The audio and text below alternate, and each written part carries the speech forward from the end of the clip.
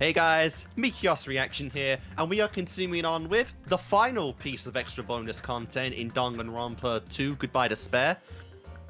Danganronpa IF. You want me to say the And, full title? Because it's really funny.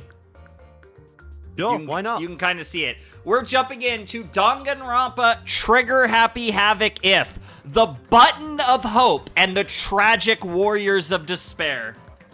Well, that's at the bottom of hope, but that Button. works too. Yeah, you'll see. All You'll right. see what that's about. So, what I know about this, and obviously based off the fucking cover image here, The very is that this sexy is when- Mukuro is sitting there with her gun. That is a sexy shot. This is basically a reimagined what-if story of Mukuro surviving her death in DR1. Now, Yeah, pretty I'm not much. sure exactly how far the butterfly effect goes for this, because the catalyst for Mukuro dying was Sayaka's death. So I'm not sure if we're going to be before that point, to where Sayaka lives, and because of that, Mukuro doesn't freak out and Monokuma kills her ass and whatnot. I'm not sure exactly how this is going. But this is basically, what if we didn't cheat one character out of DR1? What if we just had Sayaka, or just like two people die in chapter 1, or whatever's gonna happen here? Yeah, it'll be And, interesting. I'm excited. You know, It's this is the not character that we long. know- So, It's not that long. This is the like I said, character it we was know 5 nothing hours about. for me. Yeah, well, this is the character we know nothing about from DR1, the mystery 16th student lying hidden somewhere in the school.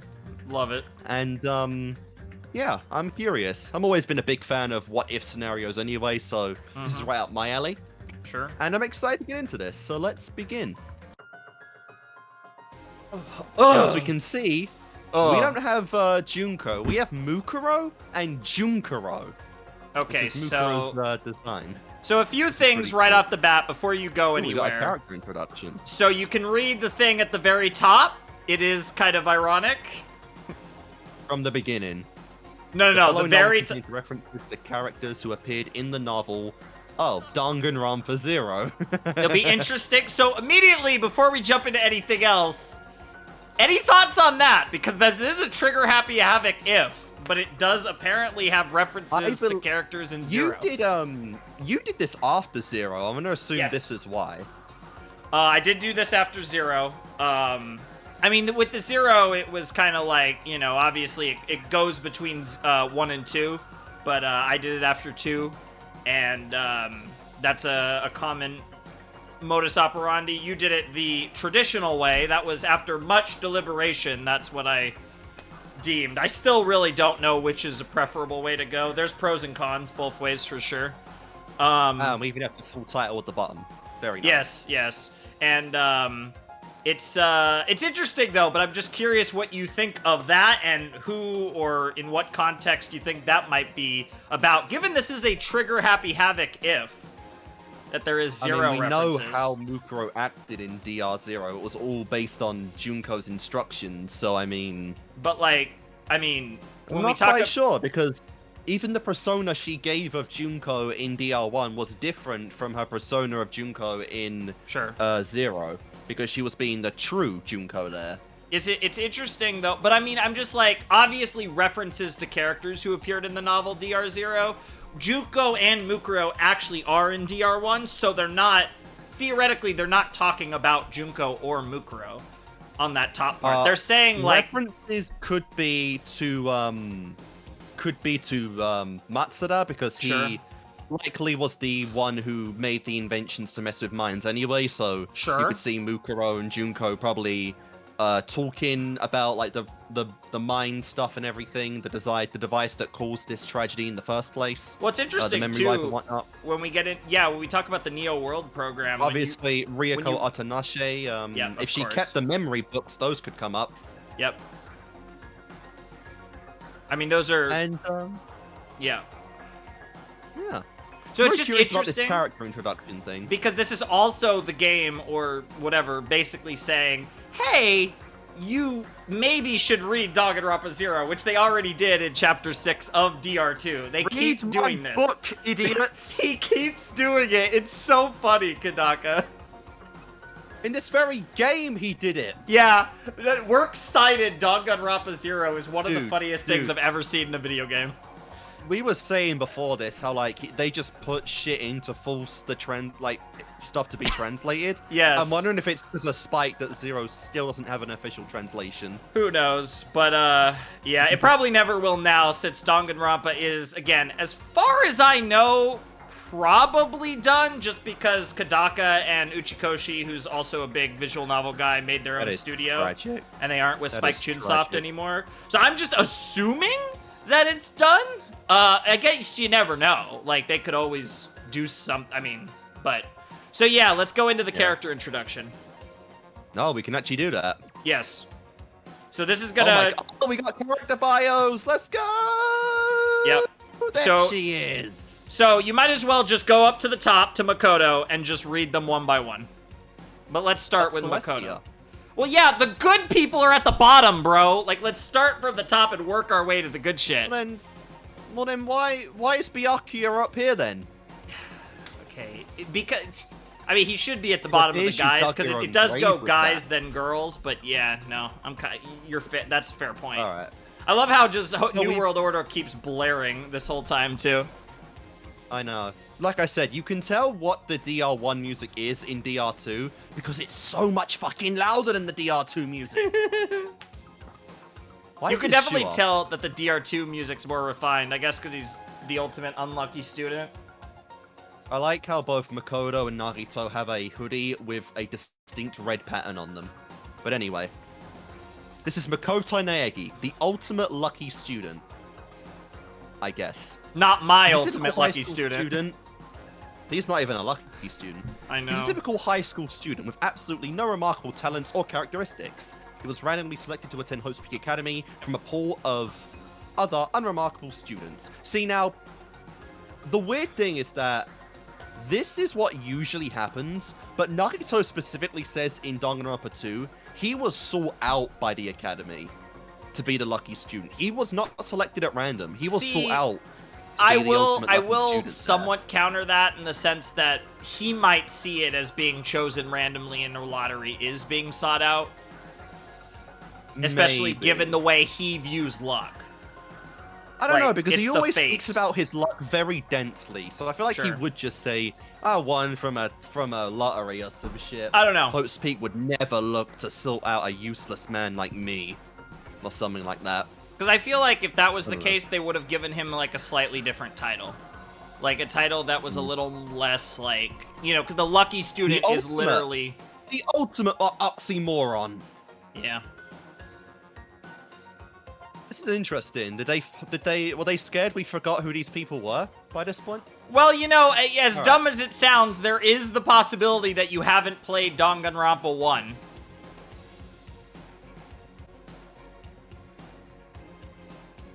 I can't even think of a word to describe how stupid someone who does that is. Yeah. Alright, Imagine Kiyotaka Ishimaru. Without DR1. That's gonna be crazy. That would... Yeah, that's interesting. He was head of the Public Morals Committee at his previous high school, a noted college prep school. He is extremely strict toward lazy people and anyone who makes fun of working hard. That's pretty much our man. Mm-hmm. Oh, the ultimate moral compass. The ultimate affluent progeny, Byakuya Tagami. Hell yeah. Member of the family which controls the Tagami Corporation, an international mega conglomerate. As heir to the royal family business, he was harshly raised to prepare for his duties. One of the best characters in Danganronpa so far. It's wild because you get a shot of him without his glasses on, because he's got his glasses on his fingers. Oh my god, yeah, you do. And that's very rare. I don't know if we've actually seen a canon picture of him without his glasses on.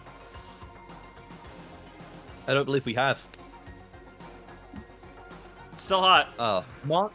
Mondo Awada, ultimate biker gang leader. It's weird seeing him in white. Yeah. Another thing we never saw. Saw it in flashbacks.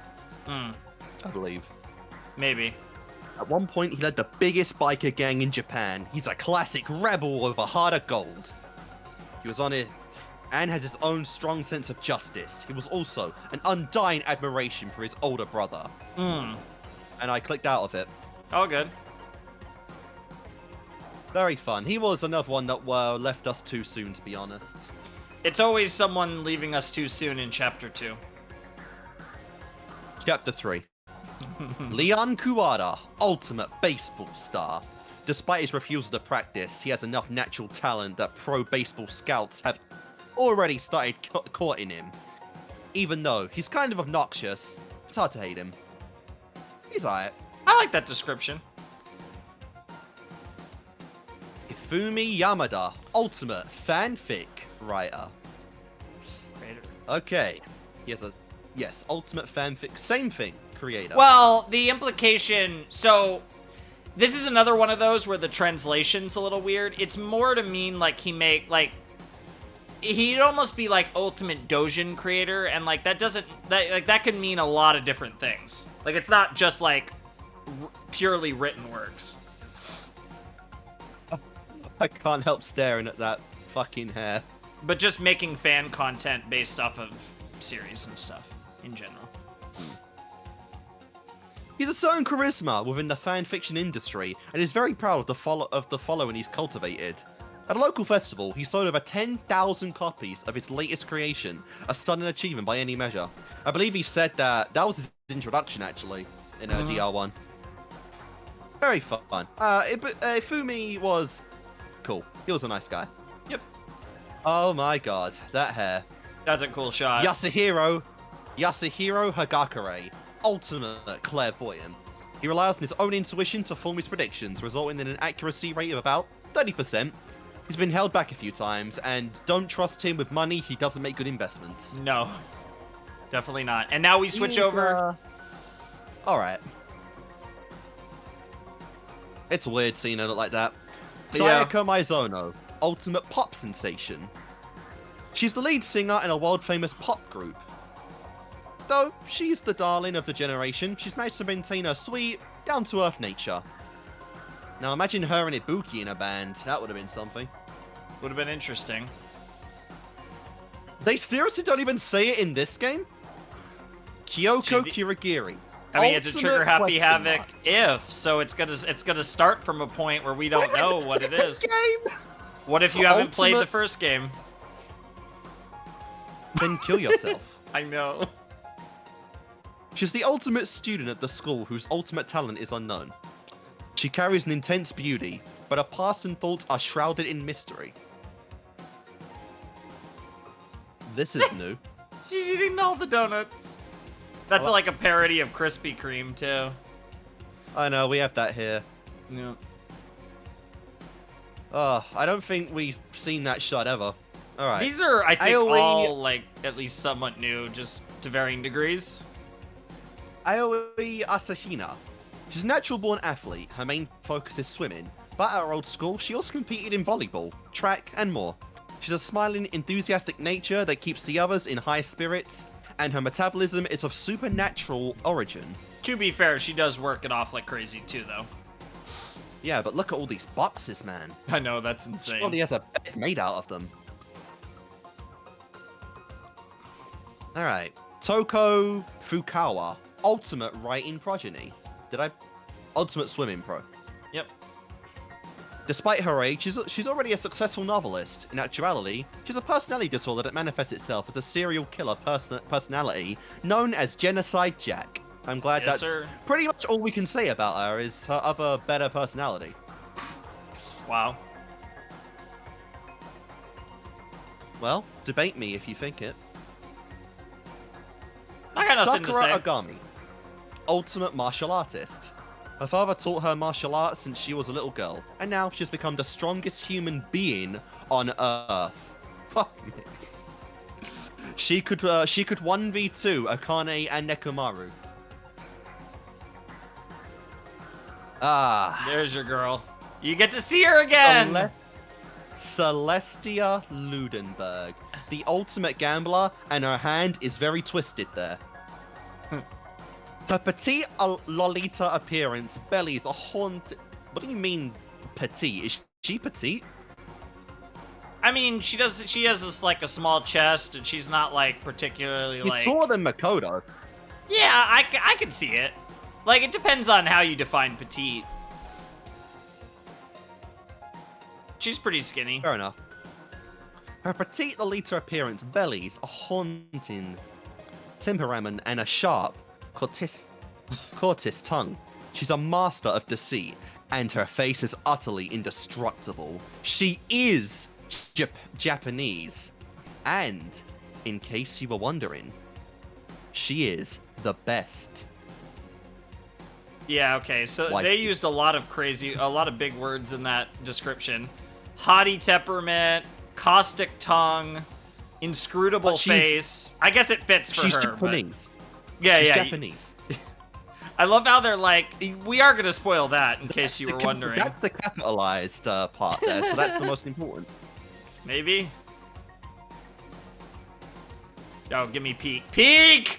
Peek! What the fuck? Why is he here? Forgot about Chihiro. They did that in DR1 too. Chihiro's like near the bottom.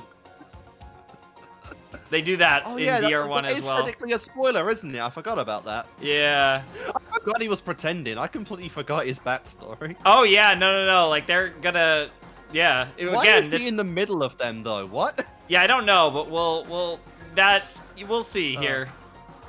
Anyways. Do you want to read this one?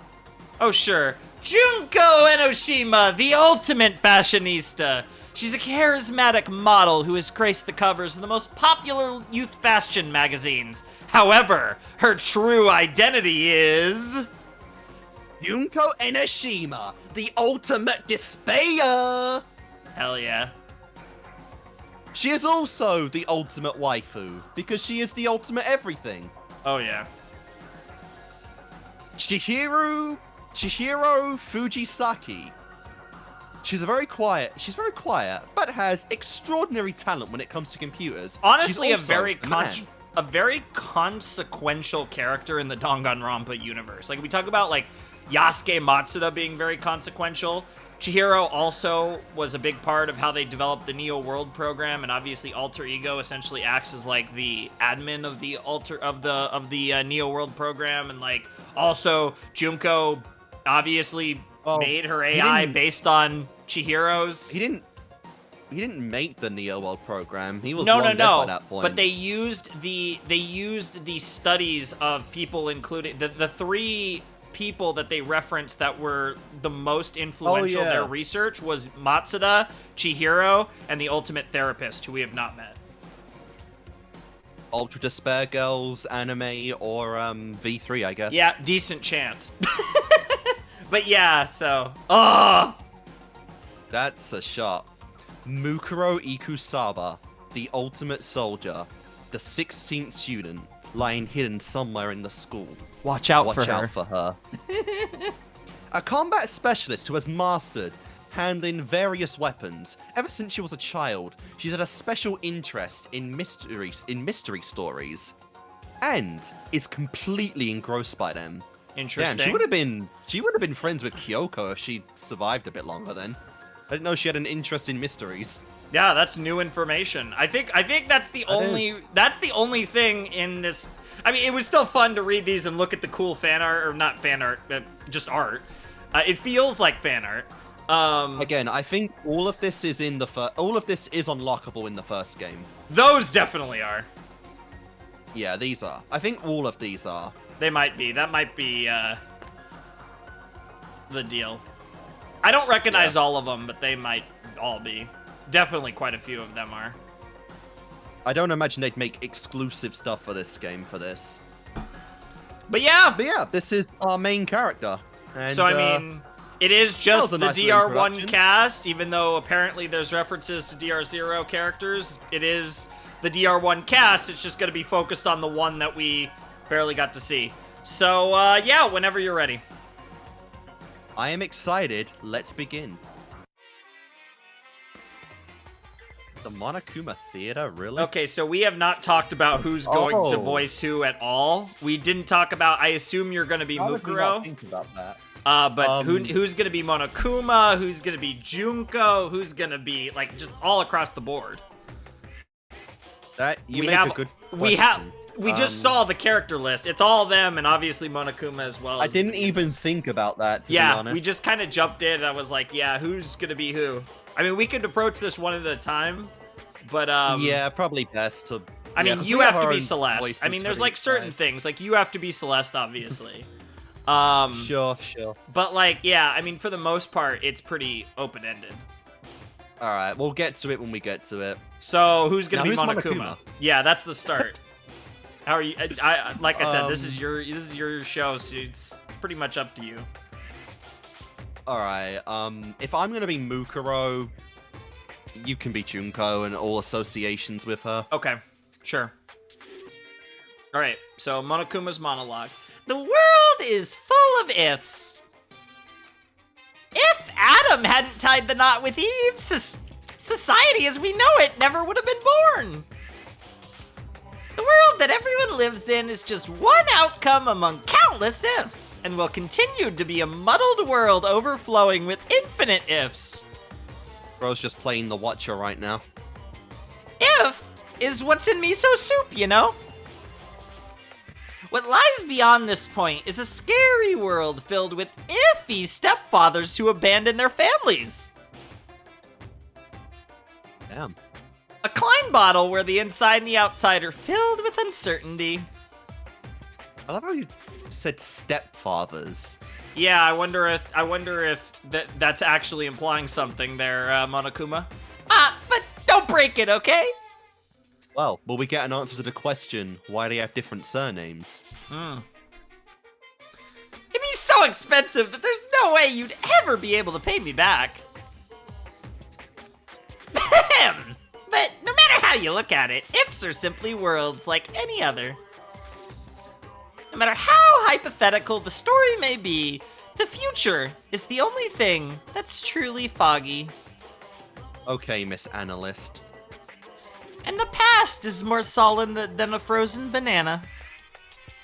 Interesting. I never thought of freezing bananas before. Oh, that shit's I've seen one actually in the fire. microwave. That's actually fire. I actually... You've frozen a banana before? Oh yeah, that shit's actually amazing. What's wrong with you? Oh, it's so good. Well, like often, like, have you ever seen like chocolate covered bananas where they're like dipped in chocolate and then like frozen? I've never had one. Oh, it's so good. How long do you freeze them for? Not that long. I don't know. It doesn't really matter. I mean, like if they're in there longer, it doesn't really make much of a difference. Okay. You can't change a conclusion that has already happened, so why the fuck are we here?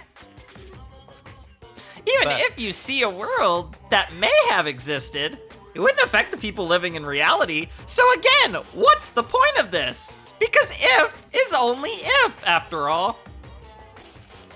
Even if a parallel world exists where a particular if actually happened, humans cannot cross the boundaries between worlds that easily. Didn't I already play a didn't I already play an alternate world where we all got out of this damn school? Like rizzed up everyone in the school? No matter how far if goes, it will always be a what if scenario. Do you really want to see that? You got some sick interests, you fucking hentai baka. You're not wrong. Don't you think that's an insult to Makoto and the others after the tragedy they overcame? Fuck them. Though as far as I'm concerned, I'll still insult them. They didn't come out with enough people. And they left Yasuhiro alive. Honestly, that's on them. If you're gonna look at if, I think it's better if you view the outside of the Klein bottle first. It might even be better if you view the ending of a video game called Danganronpa Trigger Happy Havoc. I played every damn route and ending that game could have. Try to play it multiple times and spend your free time with Junko and Oshima at least 3 times too. You only gave her three damn moments, man. It may be ideal if you could collect all the items in movies, too. I did that. Did you? Damn, no. But if you guys have come this far, I'm sure you've already done all that. Apparently not. Apparently people play this game first, so I've been told. Apparently, according to, I don't know. I mean, definitely it's happened before. Like, it's the same thing with, like, Ace Attorney 2 and, like, later Ace Attorney entries. Dumb. Still, I'd buy the game if I were you. I'd actually buy at least 2 copies if I were you. I would get the Switch version for all these games. The curtain lowers. Or no, the curtain lowers. That's actually was just narration. That was the narration. Yeah. Interesting. Danganronpa, Trigger Happy Havoc, if. The button of hope and so right away, this is an old school visual novel thing where like the text box is like over like most of the screen like this. Kind of the modern the thing where it's at the bottom of the screen is obviously the standard nowadays. This is actually how it's like in Fate. Really? Yeah. I think you're still able to in this like hide the text box, I think.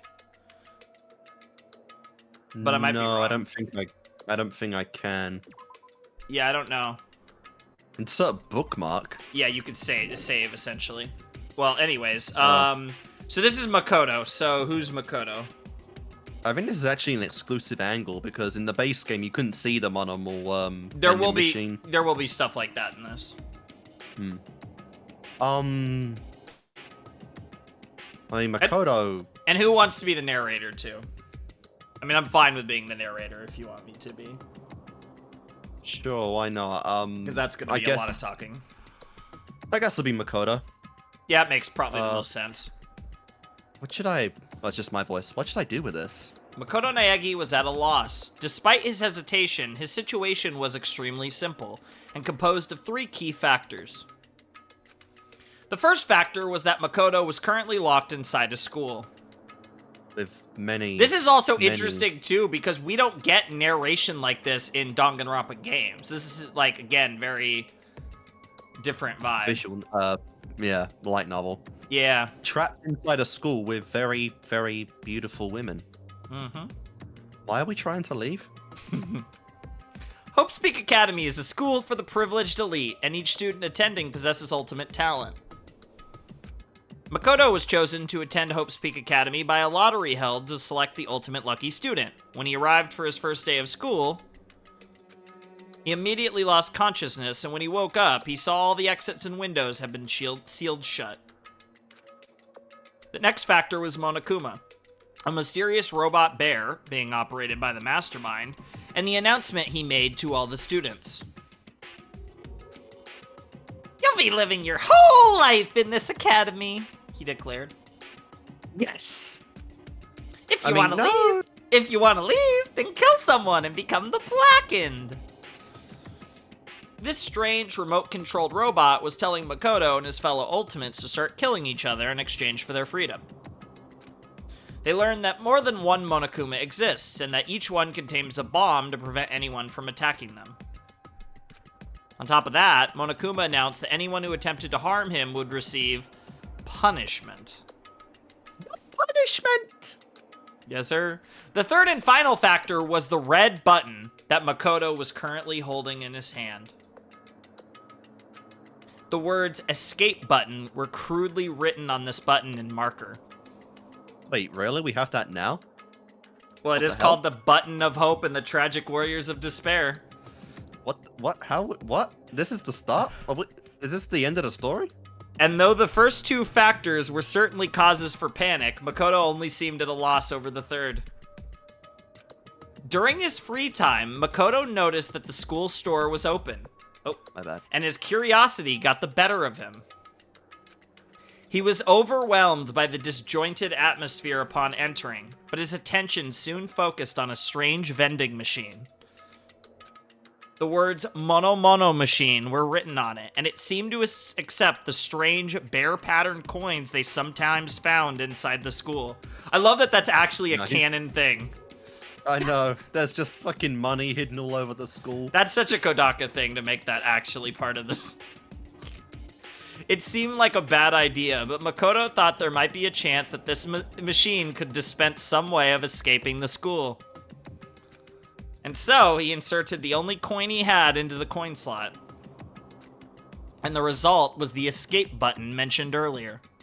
That's some Naruto level luck. There's a limit to how much you can tease us. Maybe the mastermind who trapped us in here is making a cruel joke. These thoughts filled Makoto's mind, and he began to feel deeply discouraged. However, there's always a chance, right?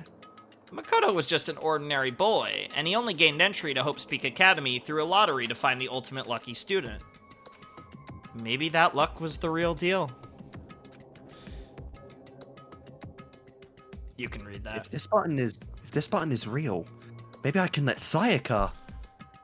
Makoto took a deep, slow breath and pressed the button. Oh yeah, this was in his simp phase.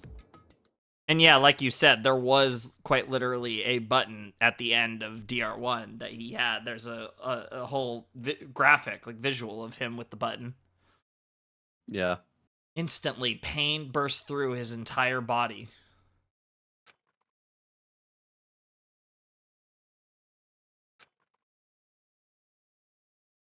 Makoto's arms and legs went limp as he lost his balance and fell to the floor in a crumpled heap. As he breathed heavily, it dawned on him what had just happened. I got electrocuted? He looked down at the button in his hand and noticed a small needle sticking out of it. You idiot, how'd you not see that? Makoto quickly surmised that an electric current must have been running through it. After regaining enough of his strength to stand back up, Makoto thought about it once again.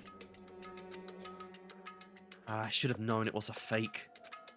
Just how sick and twisted was the mastermind, you have no idea. My head still feels a little woozy. I should go back to my room and rest today. With that in mind, Makoto walked out of the school store with slow, careful steps. Ooh, okay. But Makoto didn't know yet. If the escape button really was a fake, it would have been an act of mercy from the mastermind. A small, bear-shaped shadow began moving around inside the now empty school store. The shadow, Monokuma, stood before the Mono Mono machine and stared at it silently. But after some time had passed, he began to laugh, a cold, hollow laugh, utterly devoid of emotion.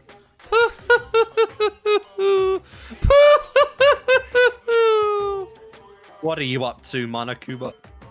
Despite the fact that he was alone, Monokuma began to talk, almost as if he was speaking to someone. I wonder who. I wonder. Perhaps Monokuma was talking directly to the mastermind controlling him?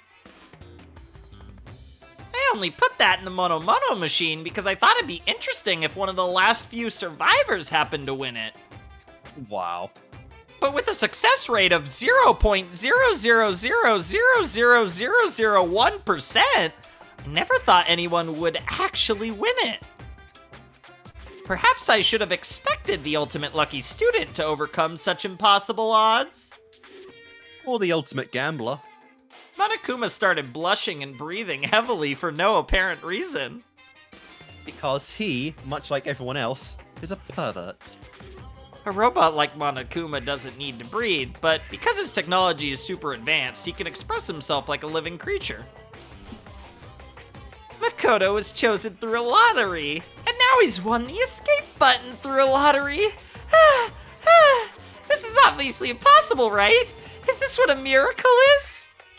Indeed. Is this all systems go toward escaping? Is something that defies all common sense about to come crashing into my world? Well, Even though I don't really want this at all, I'm starting to enjoy this new sensation. We'll be back after these commercials. One could say despair was filling Monokuma at this particular instant. Perhaps. Monokuma's internal machinery began running at full capacity, and his facial expressions began changing more smoothly than any humans could. Suddenly, his expressions immediately stopped, and he whispered through his speakers. But is this really good luck?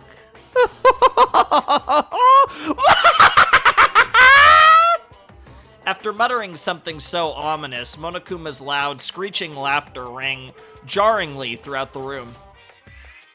The situation that was about to unfold contained two conflicting emotions in equal measure: hope and despair.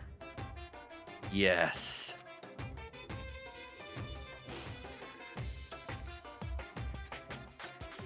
Oh, that was weird. I think that just means like scene end.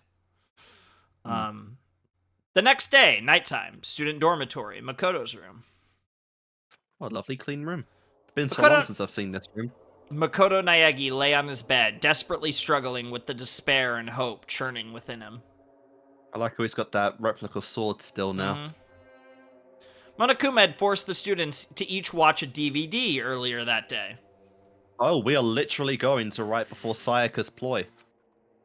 Makoto showed a scene that suggested his parents and little sister... To be clear, though, I might be misremembering, but was that... Yes. Did Sayaka die? I feel like Sayaka died after Junko, or Mukuro. No. What is it called? I thought that as well when I was going into it, but no, they showed the DVDs, which is what gave Sayaka the idea to switch rooms.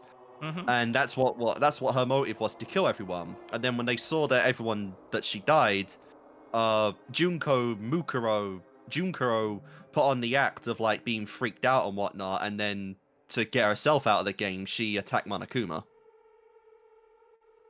Because then she was putting on the whole persona of like, what? This is real? We're really gonna die in here? And then she fucking died. So Sayaka was the first potato, which is why she was the impactful one in the game.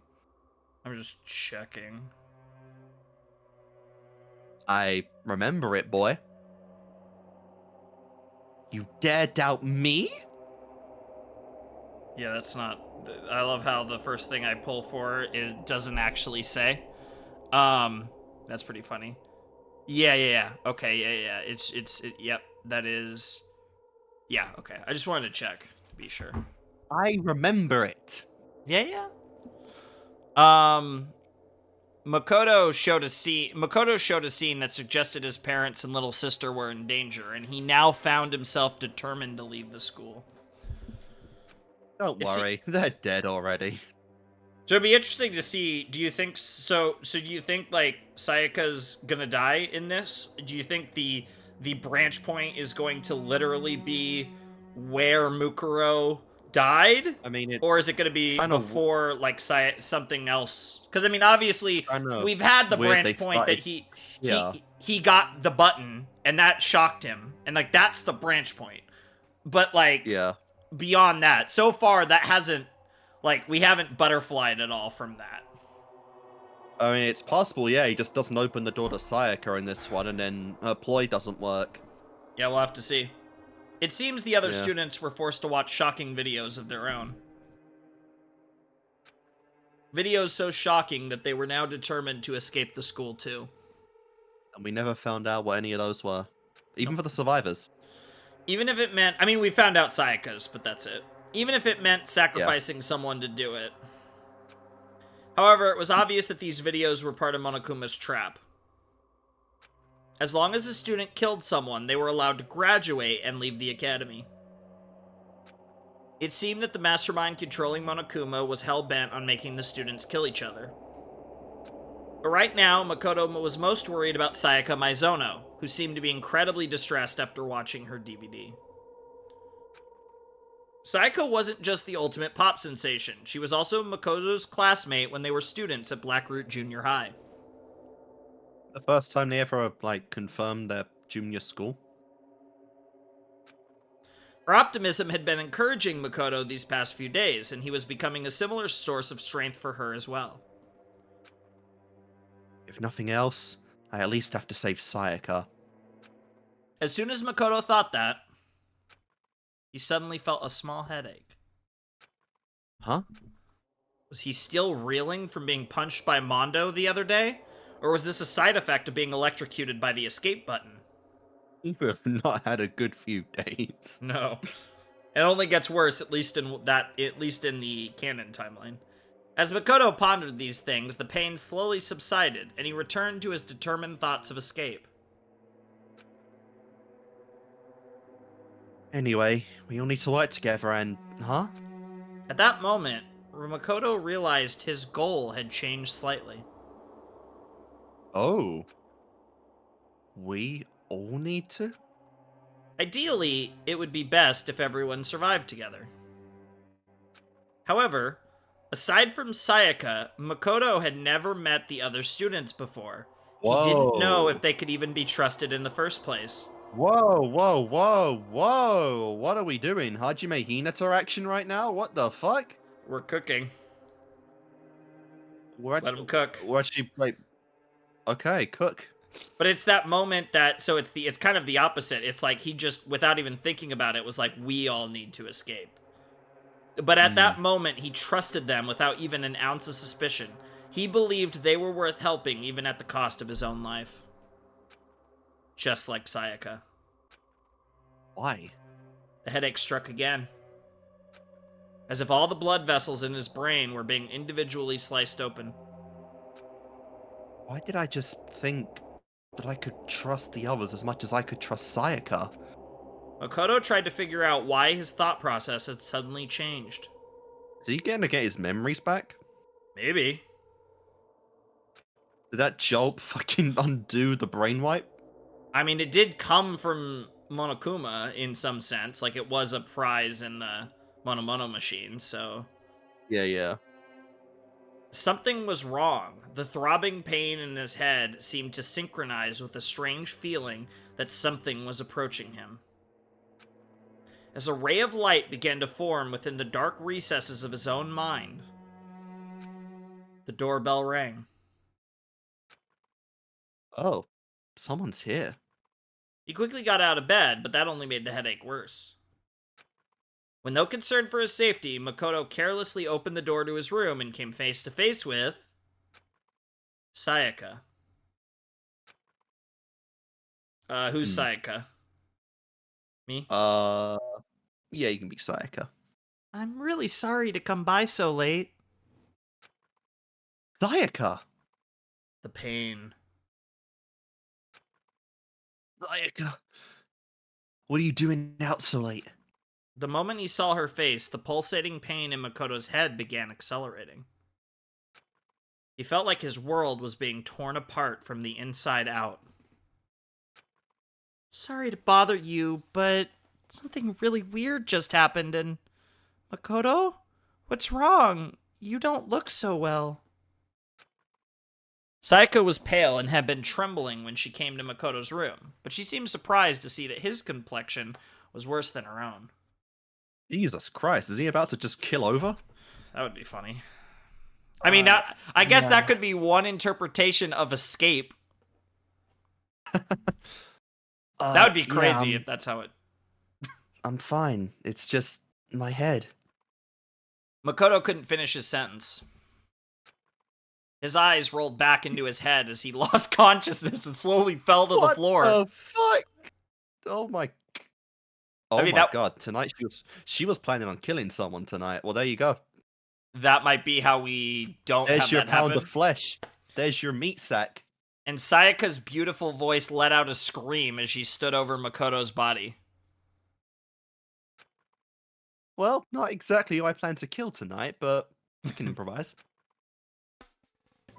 The next day, the nurse's office, so that bridged us out of this, potentially. Okay. I'm gonna assume this is Sayaka, but I'm not sure. Oh, you're awake! That doesn't seem like Sayaka, but... Hey, you okay? Quotation mark, though. Yeah, you're right. So whoever this is the same person. How many fingers am I holding up? As Makoto regained consciousness, he was greeted by the sight of fingers adorned with long fake nails being waved in his face. Interesting. Oh, that's not Sayaka. That's not Sayaka. Huh? What? Huh? You're Junko, right? Hey, why do you, like, sound so unsure? I'm a little shocked to hear you say that. Despite what she said, Wait. Mukuro? Junko Enoshima, the ultimate fashionista, was laughing as if she found this all very amusing. Makoto looked around and realized he'd never seen this place before. Yeah, I don't think we had unlocked it yet. Interesting. Why? Yeah, why? Huh. Well, they are Okay, so I guess- acknowledging it. Yeah, I guess they unlocked the, what is this? The nurses, medic room. yeah. Medic ward, nurses ward, early. It looks somewhat like a hospital. 3 beds, including his own, were lined up in this room with various medical instruments laid around them. The black ceiling felt strangely oppressive, but as he sat up, Makoto's mind immediately centered on one possibility. Where are we? Did we get rescued? That'd be nice, huh? She replied as she looked away. Junko explained that this was the nurse's office on the first floor of the academy. Are you telling me Sayaka didn't even wait with him? That's funny. Get fucked, boy. That Makoto thing said, I can't bear to see my precious students getting sick, and open this place up this morning. It's really funny that you said that Makoto thing. Oh my god, That's a funny Monokuma one. thing. Anyways. But don't you think it's suspicious? What if all these meds are poison? To be honest, I wouldn't be surprised. Makoto remembered his encounter with the escape button and let out a small sigh. Ah, so why am I here, Junko? You should totally thank Sayaka for that.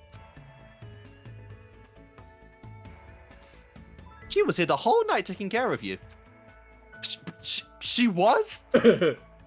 Junko ignored Makoto's surprise and continued casually talking. Alright, that's enough simp talk.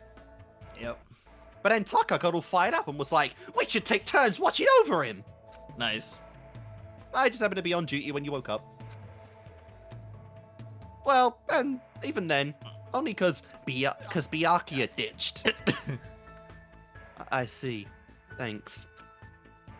Like I said, you should thank Sayaka. Anyway, how you feeling? Is everything alright? Huh?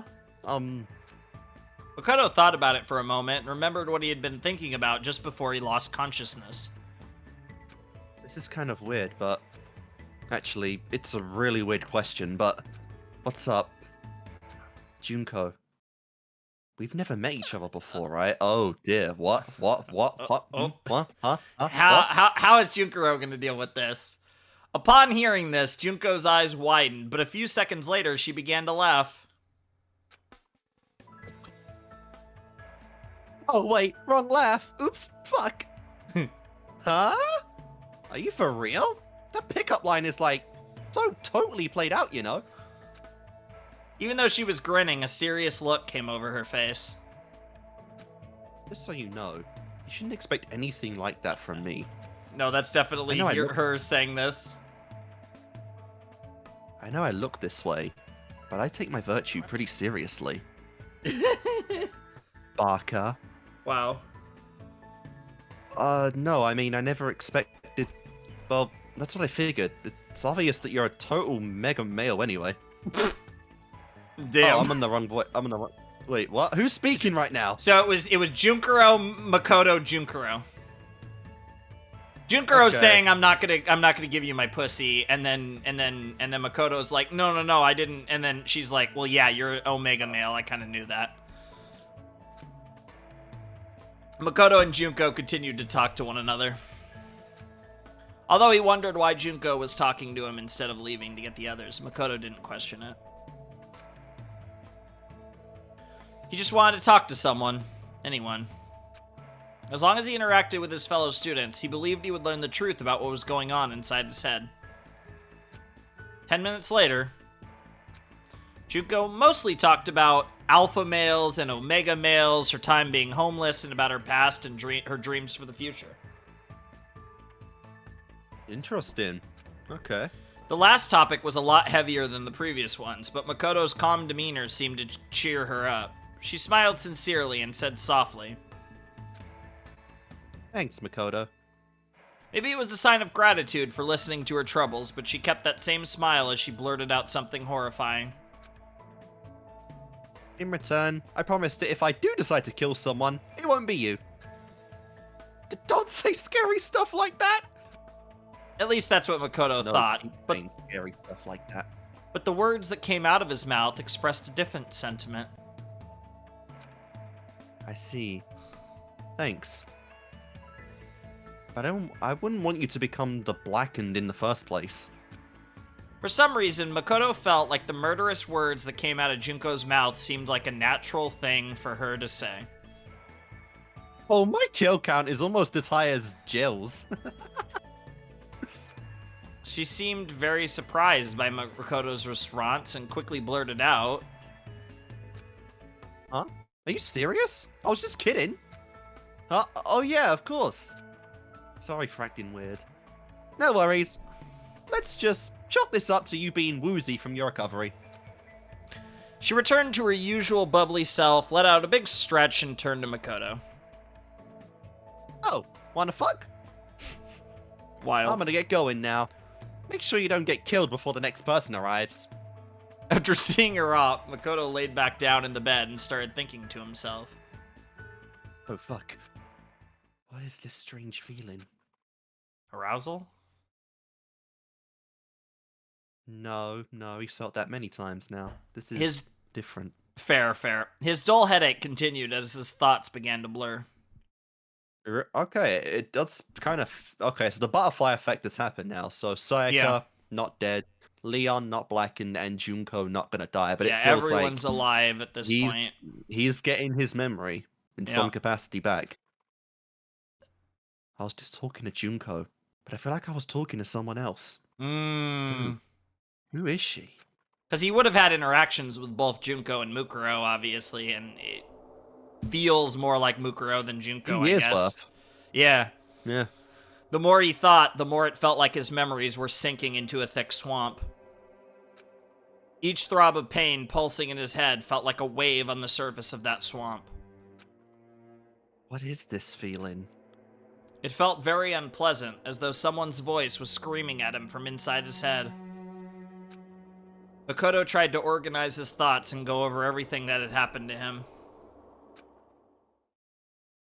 But he was interrupted by the sound of a bell. Unlike the dorm rooms, the nurse's office didn't have a doorbell. The bell sound that Makoto heard was ringing throughout the entire building. Ahem, testing, mic check 1, 2. This is a test of the school broadcast system. It was Monokuma's voice. Now that Makoto has finally woken up, please assemble at the gym. How nice of you to wait for me. Makoto listened to Monokuma's heartless order and got out of bed without complaining. I have to go. He walked one step at a time, in accordance with the rhythm of his throbbing headache.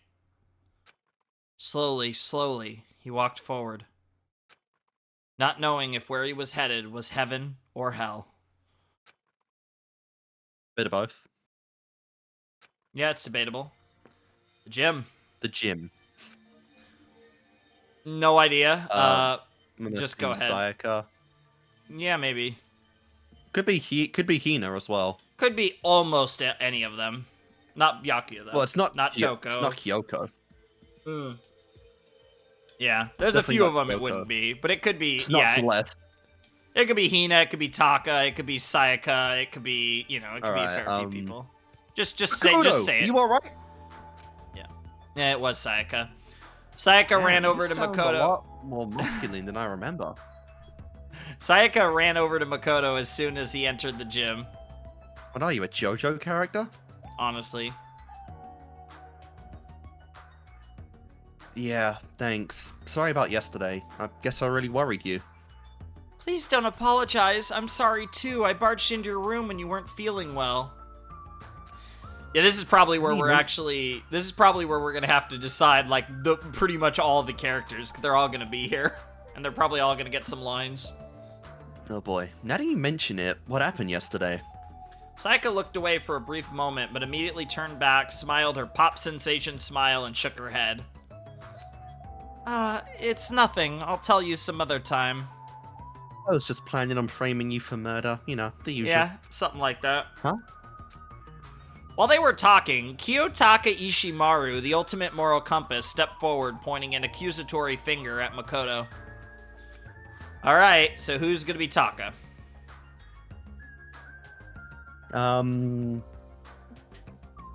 I guess I can be Taka. Sure. You're late, Makoto! Explain why you were tardy! The other students collectively raised their eyebrows as if they were thinking, why is this guy yelling at someone who was sick? However, Makoto just smiled gently and answered him honestly. I didn't feel well when I was resting in the I didn't feel well, so I was resting in the nurse's office. Can you note that in the daily logbook? What? Why is that text yellow? Maybe he shouldn't know about a daily logbook? The bookmark? What? No, I thought that's what it meant, but... No. I think it's like something that Taka's keeping, but I wonder if he is regaining his memories, I wonder if he knows that, like, subconsciously from, like, his time at Hope's Peak with Taka. Could be. I see! That's consistent with my information. If that's the case, then I shall consider this matter settled. Conversation progressed smoothly, and Taka smiled as he kept talking. I'll take full responsibility for recording it. You just focus on recovering. If you ever feel ill, please report to the health committee. It seems we'll need to appoint health committee members after this meeting, though. Taka walked away, mumbling to himself as he opened a daily logbook he found in the Academy's supply room. Celestia Ludenberg, the ultimate gambler, saw the whole conversation and walked up to Makoto. I have to voice Celestia again? I mean, unless you feel like you can't do it. So long, I never thought I'd get this opportunity again. Well, here we are. Okay. I think I'm ready for this. Despite his unreasonable behavior, he knew exactly what to say to him. Huh? As soon as Celeste said that, it dawned on Makoto. It's true that he didn't feel well and that he had been resting in the nurse's office. But when Taka asked him why he was late, even though he should have already known the reason, Makoto didn't feel annoyed or disappointed at all. It was as if he expected Taka to say that. Makoto felt strange that he had accepted Taka's personality so quickly. Okay, is this a Mukuro story or a Makoto story? Oh, it's a Mukuro story, trust me. Are you sure?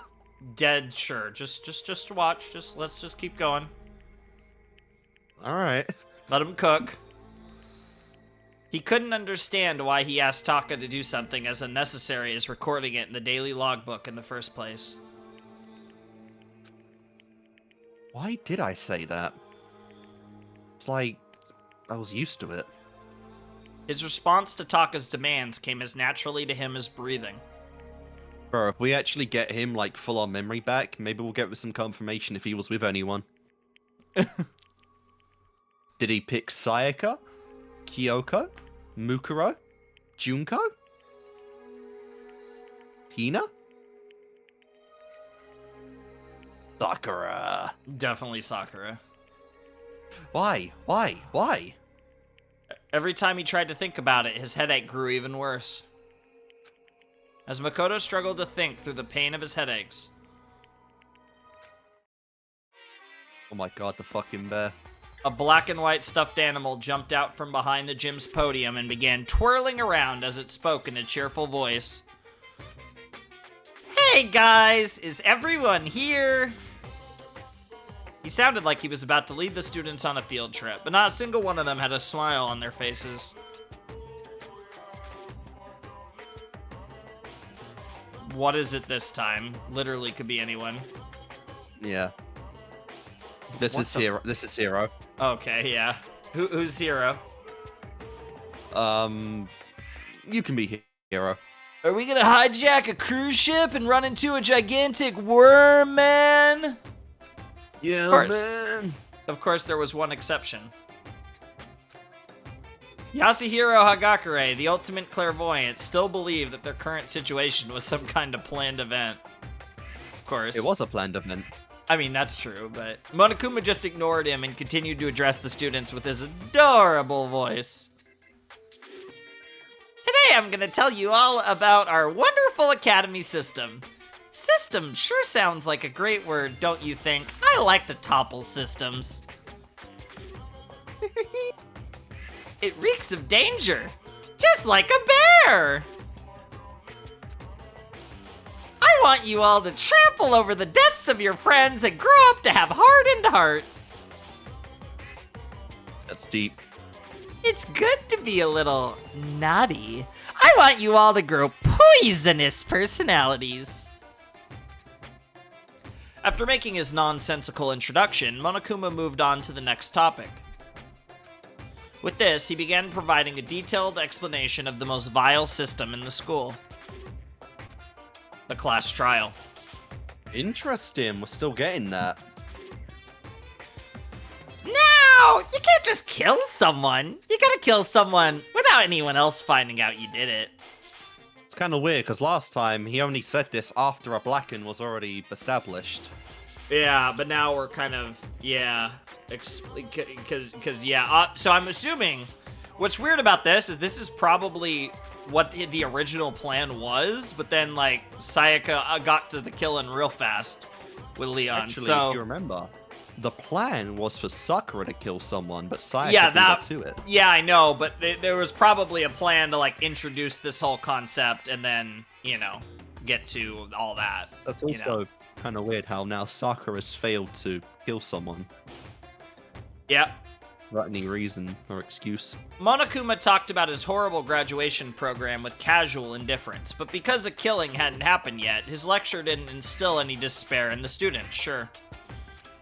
As long as a killing never occurred, there'd be no point to the class trial, and that's where, you know, Sakura's role was, but obviously that changed when Sayaka did her thing.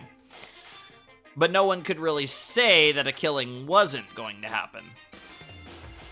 As the students' suspicions began to rise, Monokuma continued explaining the class trial until...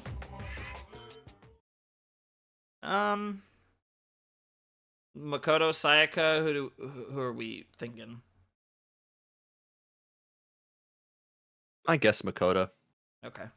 But wait, hold on a second. As Monokuma began to... Oh, no, it looks like it might have been Sayaka. Or, I guess it actually could be Junkuro. But as Monokuma began to explain the executions that would serve as punishment, one girl stepped forward. Junko? As soon as he saw how angry she was, the rhythm of Makoto's headache began to change slightly. You're freaking insane, you know that? So this is still happening. The girl continued to complain angrily.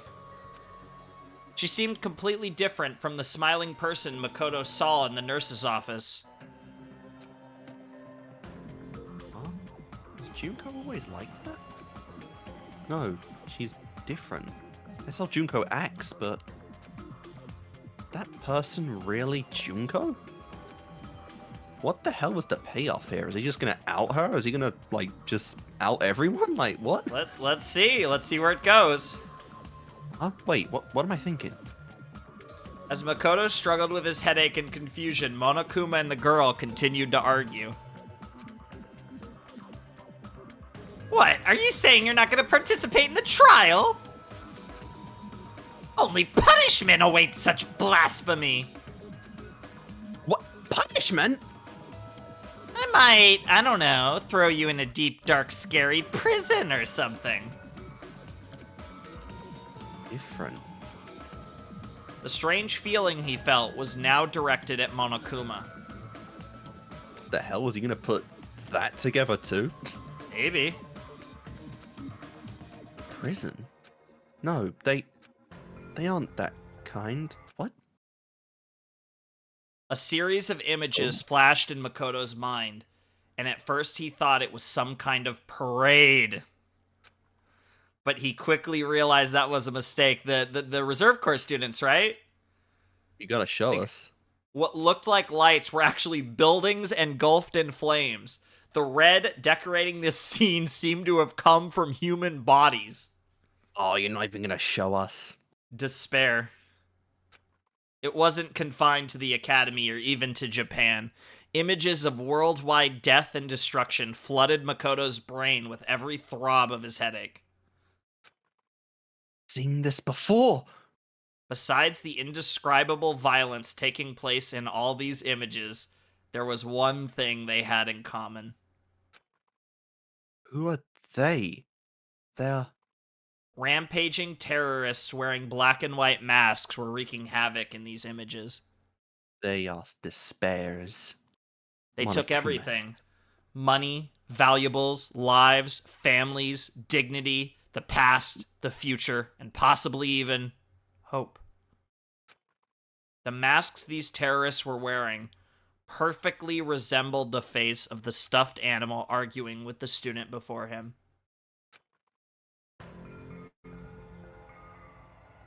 This is Junkoro.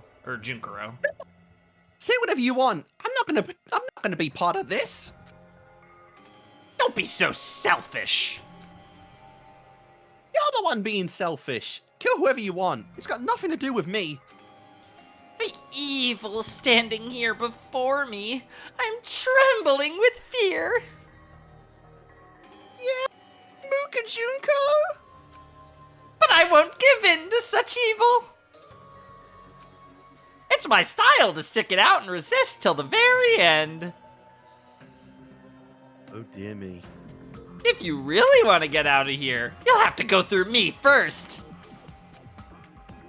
Monokuma swung his arms wildly as he charged at the girl. I love how the dialogue's different and stuff. Like, there are the little, like, butterfly effect things going on in this, but, like, it's the same things are still happening up to this point for the most part. Monokuma swung his arms wildly as he charged at the girl with waddling steps. Yep. This is where she Dami Mommy steps on him. I might just look at the anime for that scene because Monokuma running, waddling sounds kind of funny. It definitely does. Might be the best part of the anime, honestly. But the girl stomped on the self-proclaimed headmaster of the academy with ease. Wait, she still did that? So this part's the same. Oh shit, that's what got her ass killed. Well, yeah, this has been going, like, the dialogue's a little different, but it's all leading to the Gungnir thing, for sure. Sayaka's still alive. Yeah, but it's clear that this is still going to happen until something else changes that. Yeah! Are you enjoying yourself now? Yes. Pinned beneath the girl's foot, Monokuma looked up into the girl's cold eyes and calmly asked, "Are you?" Yeah, that's what he said. Huh? Violence against Headmaster Monokuma is not allowed. Yep, this is all the same. You violated a school regulation. At that moment, a chill ran down Makoto's spine. It's going to get killed. Monokuma's words sounded very threatening to him. It wasn't a prediction or a guess. It was as if he knew the danger Monokuma posed from the start. This continues. Junko's going to... His mind still didn't fully grasp the situation unfolding in front of him. By the time he realized he was about to remember something, he was already running forward. Ah, so he's gonna, like, shove her out the way, possibly get himself killed. Junko? The impact of his feet combined with the rhythm of his headache, sending his brain and heart into a panic. No, she's different. She's... I invoke the mighty summon spell! Help to me, godly spear, Gungnir! Monokuma wiggled beneath the girl's foot and let out a scream. At that exact moment, Makoto charged at her and screamed out, Mukuro, watch out! Huh? The girl dressed as Junko Enoshima widened her eyes in shock. Oh shit, he just outed her to everyone. Yep. As if to evade the charging Makoto, she jumped back with agility unheard of in a teenage high school girl. And then, right at that moment, countless spears pierced the spot where she had been standing just a split second ago. All the students, including the girls, stared wide-eyed at this sudden turn of events. Oh, did he not jump into that? Into the spears? Yeah, we'll see. Spears, too many of them to count, had shot out with blinding speed from mechanisms installed in the floor and walls of the gym. However, Makoto was unable to notice this. Huh? Why did I call Junko Mukuro? Mukuro. As that thought entered his mind, a sharp, sudden impact struck his side. Oh my god, he actually got killed, didn't he? Followed by an intense, deathly pain that ran down his spine and spread throughout his entire body. The spear stabbed into his side, instantly tore his flesh to shreds and shot out his back, coated in blood and other bodily fluids. At that moment, the black fog that had engulfed Makoto's mind was consumed by death itself. This fucking guy has not had a good series of days. No. One day he gets punched, the next electrocuted, and the next one becomes a kebab. Jesus Christ, ultimate unlucky student. Maybe. And as his consciousness slowly faded, he remembered everything. Because of the electric jolt and the chemical compound from the escape button, because of that button that he had found by chance, Makoto Naegi managed to escape. He escaped this hopeless game where he and his fellow students had their memories stolen and were forced to kill each other. Holy shit. Honest, of all things, did not expect the death of Makoto Naegi to come up. Well, you know how you were saying that this is like a Makoto, like, this feels like a Makoto story? Well, I guess, when you think about it, if Makoto dies, someone else has to become the main character. Oh my god, that's pretty funny, actually. Yeah, of course, that escape is also what led him to his current life or death predicament. In the end, perhaps he only escaped from one despair to fall into another. But at the same time, his actions had unintended consequences for one person. The girl living a false identity as her beloved little sister, Junko Enoshima. Mukuro Ikusaba, the ultimate soldier and a member of Ultimate Despair. Her past, her future, perhaps even her hope itself, are on the path to despair.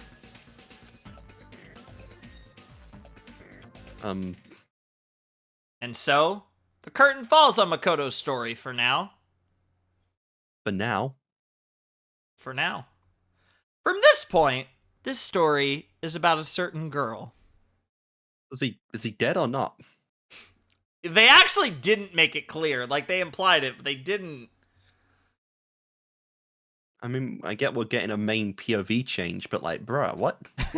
A girl who's more pitiful than anyone else in this sealed-off academy. A new curtain, along with new despair, shall now rise. Let's do it. Huh? Time had certainly stopped for Mukuro Ikusaba.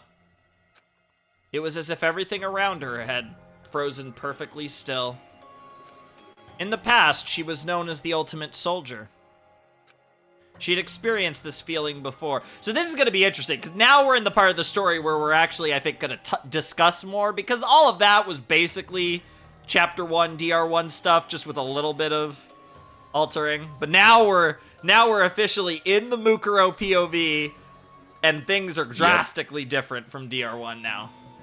Oh yes. So this is the interesting part. But Butterfly yeah, can you effect go is back to that? awesome. Because I didn't finish the line. Yeah. In the past, she was known as the Ultimate Soldier. She had experienced this feeling before during her time with the mercenary group Fenrir. In situations where she was surrounded by a hopeless number of enemies within the jungle or in a desert ruin. The charging enemies seemed as though they were frozen in time, which allowed her to claim a decisive victory in all her battles. This wasn't a battlefield, so why did this familiar sensation activate once again? In order to understand what had happened, Mukuro slowly tried to assess the current situation from within this frozen world. Junko and Mukuro are both children of despair. But Junko Enoshima, the true ultimate despair, harbors a far deeper darkness within her. Honestly. Though their last names are different, Mukuro is Junko's older sister connected by the bonds of blood. She cooperated with Junko's hopeless plan and impersonated her under the pretense of participating in the killing game alongside her classmates. According to the plan, Mukuro was supposed to oppose Monokuma, who her sister was controlling, and be locked in a dungeon as punishment. Oh shit. So Junko betrayed Mukuro. Junko betrayed Mukuro. Oh my Which we God, kind so of this is already always talked about that, but it was always the plan to have this confrontation. It's just Mukuro didn't know how it was actually going to end. Oh shit. That's crazy. Oh, that definitely adds. But this the gives layer some even context. more. Yeah, this gives some context. A little GR1 context. Because that's the thing. Even though we're in a non-canon scenario, it can actually give more information on the actual canon. Yeah, because then it was like, in the canon, it was like, well, what do you think was going to happen? You attacked Monokuma, how would you write that off? Yeah. But now it was like, oh, So you would have been she was going to locked imprison away. her, yeah. All right, let's see what else, if we got any more info. Isolated from the others, she would then escape the dungeon and perform various acts intended to deprive the students of hope. That was the role she had been assigned. When Makoto succumbed to his headache, Junko ordered her to see if the shock had caused him to remember anything that could make him a liability. And that's why she was... Damn right she was. Yeah.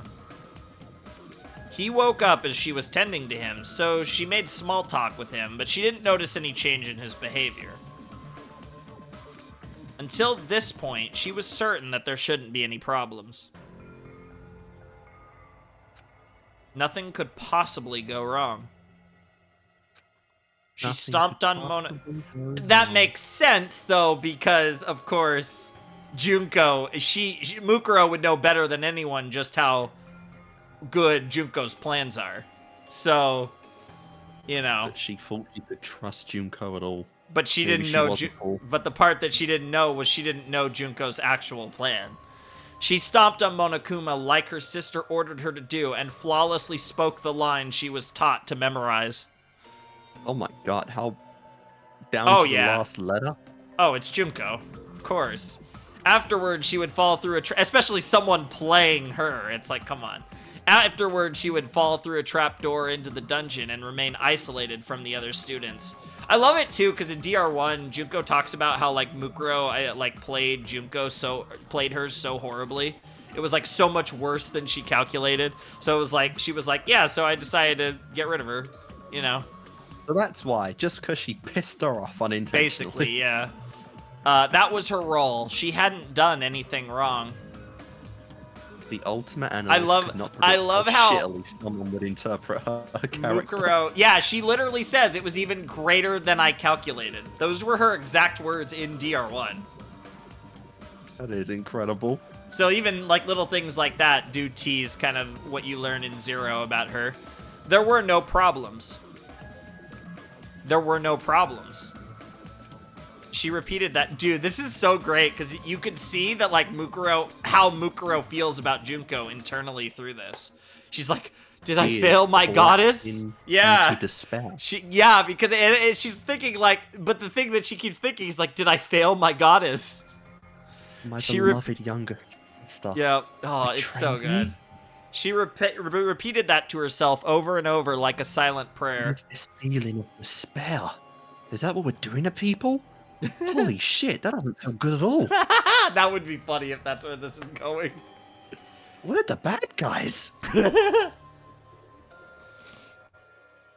But in that frozen moment in time, what she saw was not a trapdoor, but countless spears. One of them had skewered Makoto through his side. Why? Makoto? Why are there spears? Gungnir? I would have died if I hadn't moved. Did Junko mess up the plan? You know better than No, that. Junko would never mess up. Exactly. Did you try to kill me? Me? Makoto saved me? Why? Why did he say my name? Did his memories come back? Did I not realize that? Did I make a mistake? Is that And why now Junko got it's angry? yeah, I'm Is gonna it let you go. punishment? Is it my fault? Junko tried to kill me. This is Kill so me. good. Kill me. Kill me. Oh, that was so good. I do want to say I love how she's rationalizing like, oh, did I not see the signs that Makoto gained his memories, therefore Junko decided to kill me? I love how she's literally rationalizing, oh, did I fail Junko, and that's why Junko tried to do this to me. Like, that says Yes, so but much. That's not quite it. No, of course You're not, but halfway like, there. it says a lot about what Mukuro thinks about Junko and this whole thing. She Slo- sees her as having no wrong, no bad qualities. Slowly, time came back to her world. Mukuro could feel her face turning pale as she slowly looked toward Makoto. The students' screams rang throughout the gym. Sayaka was probably the first one to scream. But who screamed first didn't matter to Mukuro. Makoto. Why? Makoto was the ultimate lucky student. He had been her classmate for the past 2 years, and now he was a sacrifice to despair. Not long ago, he had given her an answer of sorts during their conversation in the nurse's office. He was just a pawn in the plan her sister had devised. But now, a feeling of doubt began forming in Mukuro's mind. What did I want from Makoto? As her heart churned restlessly, she continued to think. In return, I promised that if I do decide to kill someone, it won't be you. Was I impersonating Junko then? Or did I really mean that? When did I start feeling this doubt? Just now. The moment he saved me. Or when we spoke in the nurse's office earlier. When I first confronted him about the killing game before his memories returned? Or was it before even that? Mukuro stood there, confused and overwhelmed, as Makoto slowly it's opened fine. his eyes. I love, like, you get to see, like, especially internally, like, obviously she's not the ultimate analyst, but, like, Mukuro's definitely, like, a thinking character as well, so it's interesting to hear her kind of internal she has to monologue be. going through all She's this. older. Yeah, of course. Mukuro stood there, confused and overwhelmed. I just think, like, that perspective is interesting and cool. As Makoto slowly opened his eyes, the spear still impaling him through the side. So he's not dead yet.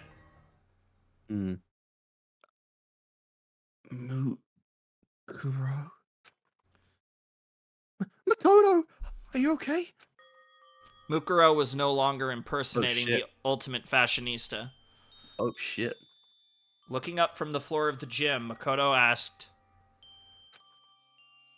Why are you dressed up like Junko? he was smiling. Maybe he couldn't feel the pain anymore, or maybe he was being affected by something else. But regardless, Makoto ignored the fact that he was dying just to give Mukuro his warm smile. It's him. I'm glad you're safe, Mukuro. As soon as she heard Makoto's weak, fading voice, something inside Mukuro snapped. From within the shell of despair she had built up, an intense emotion began flowing out. No, this is all wrong. She couldn't hold back that emotion any longer. No. No. And for the first time in her entire life, Mukuro unleashed a scream into the world. Damn. As Mukuro fell to her music. knees Let's go. and clutched her head, a small shadow started walking toward her back. The stuffed animal that had been under her foot. And she gets killed anyway. That would be funny. Monokuma. His claws were extended, and he was no longer walking with his usual waddle. Instead, he moved like a beast, silently stalking its prey as he slowly advanced within his target's blind spot. As he inched closer to Mukuro, Monokuma raised his razor-sharp claws, crouched on his haunches, and suddenly leapt toward the back of her neck. Oh, damn. However, just before those claws could reach the paralyzed Mukuro, a dark shadow moved in from the side and swatted those claws away with one blow. Sakura? That would make sense. His lunge deflected, Monokuma was sent flying through the air, spinning wildly before crashing into the wall. Damn you! What are you trying to do? Sakura. Yeah. Sakura Ogami, the ultimate martial artist, had just prevented another tragedy. Oh, yeah, we actually need to decide who is Sakura. I guess my character just died, so I'll be Sakura. Alright, sure. She stood before Monokuma and addressed him in a loud, booming voice. Not only did you attempt to kill Junko for violating school regulations, you even attacked Makoto, who had nothing to do with this. If you plan to continue acting in such a savage manner, there is no reason for us to play along with your game. Yakuya Togami, the ultimate affluent progeny, smirked condescendingly at Sakura. So who's, Tagami? Would you like to be Tagami? I wouldn't say no. Sure. Alright then. Fool. One could say you've now violated school regulations with your senseless actions. He looked as if he honestly did not care if his fellow students lived or died at all. Yeah, this is early game Tagami based. Honestly. We don't know who's talking. This feels like it might be Kyoko. It does. So who's Kyoko? Alright, I'll be Kyoko. Yep. Well, she merely deflected the headmaster's attack just now, so I do not think it truly counts as an act of violence. Oh, it was Celeste. Oh. Yeah, I could see that being Celeste. Like Byakuya, Yeah. Celeste seemed unfazed as she chided him over his words. However, the banter between the two was enough to stir the stunned students to action. Makoto! I'm gonna assume Sayaka. Yeah, maybe Hina, but I'm gonna go Sayaka, yeah. Makoto! Yeah, Sayaka was the first one to run toward Makoto, who lay bleeding from his stomach. But Monokuma stopped her, shouting in a tone of voice that seemed completely out of character. Oh. Be careful! Don't get close to those two! Huh? Startled by Monokuma's desperate tone, Sayaka and the others stopped moving almost instinctively. The students looked around at each other. Instead of his usual playful gait, Monokuma walked toward them with deliberate, methodical steps. And then he suddenly blurted out someone that took everyone, including Mukuro Ikusaba, by surprise. I'm sure you're probably confused by this sudden turn of events, but I want you guys to work together. As Mukuro slowly turned her head toward Monokuma, he pointed at her and yelled, Mukuro Ikusaba and her accomplice, Makoto Naegi, are the terrorists responsible for locking you all inside the academy! What the fuck? Oh, she's hard pivoting right now. Wow. Once again, time stopped for Mukuro. But this time, she wasn't the only one affected. Everyone seemed to be frozen in shock. After a few seconds of silence, Aoi Asahina, the ultimate swimming pro, spoke first. Alright, who's Hina?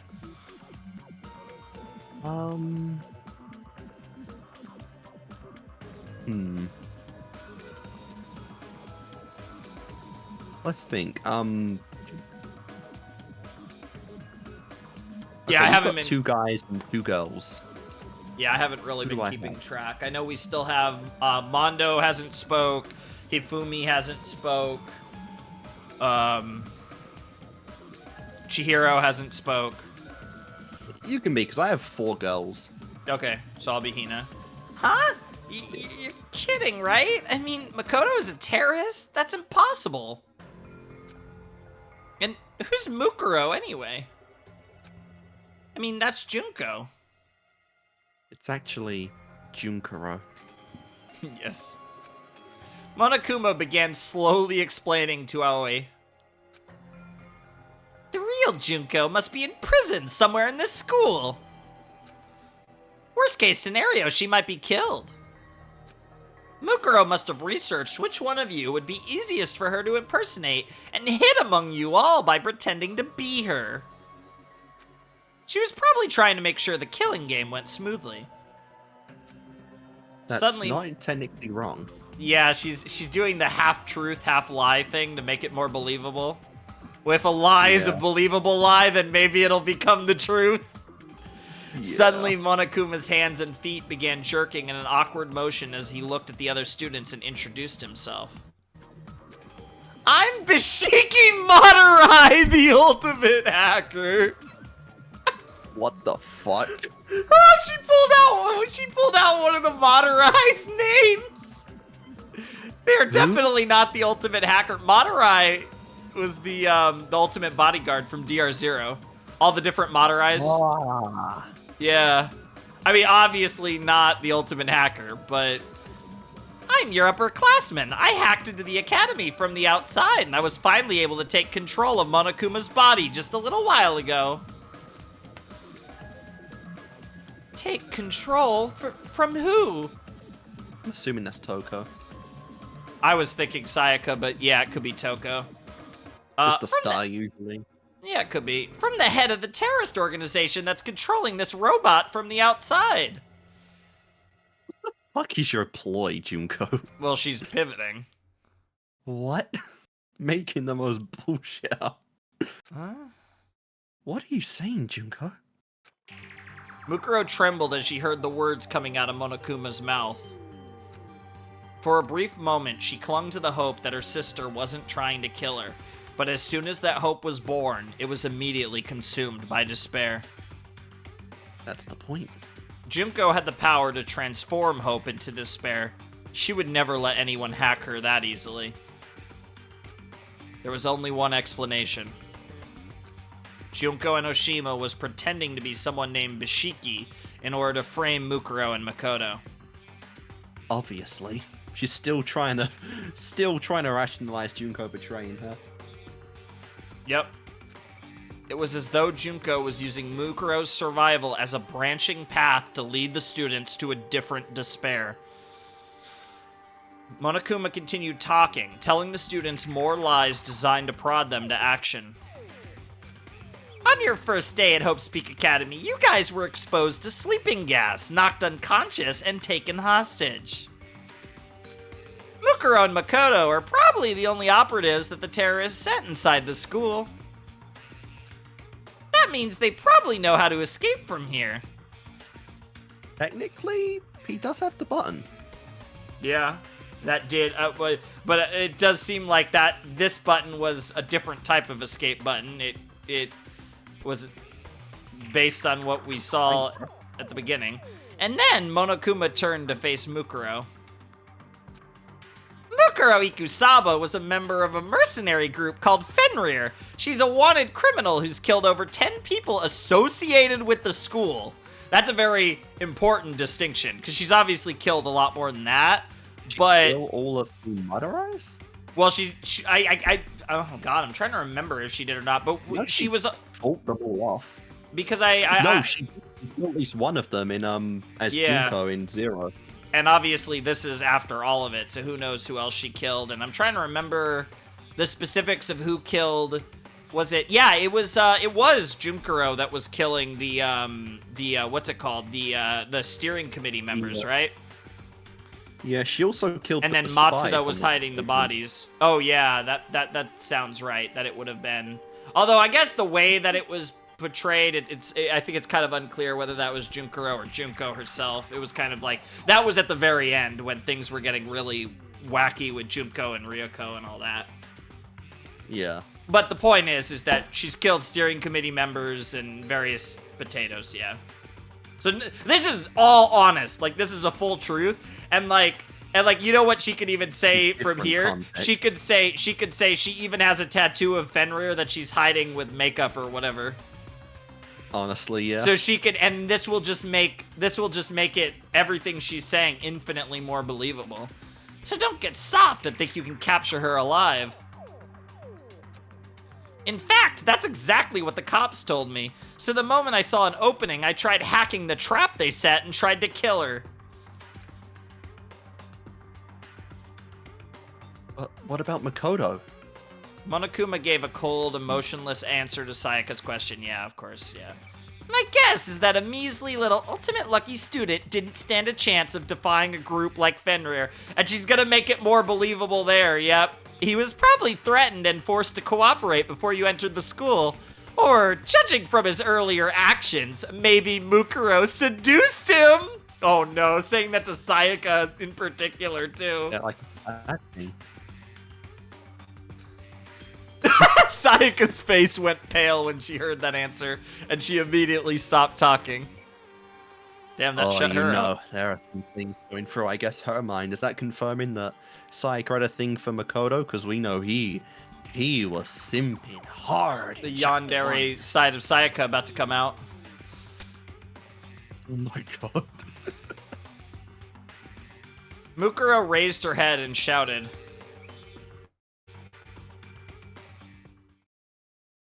You're wrong! Makoto isn't a terrorist! You will have to believe me! I love that. She's like, you're wrong. Makoto isn't a terrorist because she genuinely is a terrorist. And a prideful one. Yes, the whole gym fell silent. And then, as if he was speaking for everyone there, Taka stepped forward and nervously asked, Yeah, The fuck? yeah, this is wild. Hold on. What do you mean Makoto isn't a terrorist? It sounds like you're saying there's no doubt that you, in fact, are a terrorist. Yep. I ask that you correct yourself at once and say, we are not terrorists. Wow. Celeste began expressing her own doubts as well. It is strange. Does it not seem odd that she is so protective of someone we all just met a few days ago? That is suspicious. Mukuro stood in silence. And if she tried to convince them, oh yeah, your memories got wiped, and like at this point, that would be so ridiculous to try and convince them of that. And The other students' faces began. So Junko has put an interesting kind of check here on Mukuro. The other students' faces began to fill with suspicion and doubt as they realized they weren't looking at the real Junko Enoshima. Byakuya pushed up his glasses and began coldly pointing out what seemed out of place to him.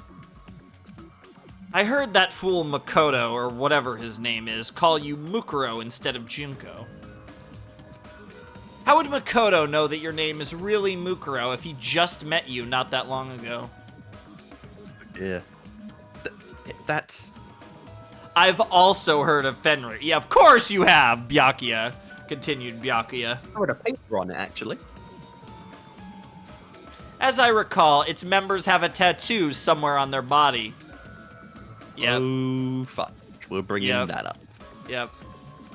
Instinctively, Byakuya's words put Mukuro into a calm state of mind. In hostile situations, her defensive reflexes as the ultimate soldier often manifested themselves. Mukuro's tattoo was on the back of her right hand. She wondered how she could hide this from the other students without also calling attention to it. But in the end, this concern was in vain. If the police's records are true, she should have a tattoo on the back of her right hand. And yet she doesn't. But that's where Monokuma... Oh, As Monokuma freely divulged that information. Okay, that was Monokuma, not Byakuya. Oh, never mind. All right. Cried Taka, his voice filled with enthusiasm. Show us the back of your right hand and prove your innocence. Monokuma, yeah, this is where Monokuma was gonna be like, yeah, maybe you should wipe her hand first. Monokuma dispensed another unnecessary remark. Make sure you look real close. She might have covered it up with foundation. Junko had ordered Mukuro to hide her tattoo with foundation, so Monokuma's information was entirely true. There was nothing Mukuro could do except stay quiet. However, she wasn't staying quiet because her identity was about to be exposed. She was struck by the realization that her sister was completely serious about pinning this on her. Get fucked, little sis. Why the hesitation?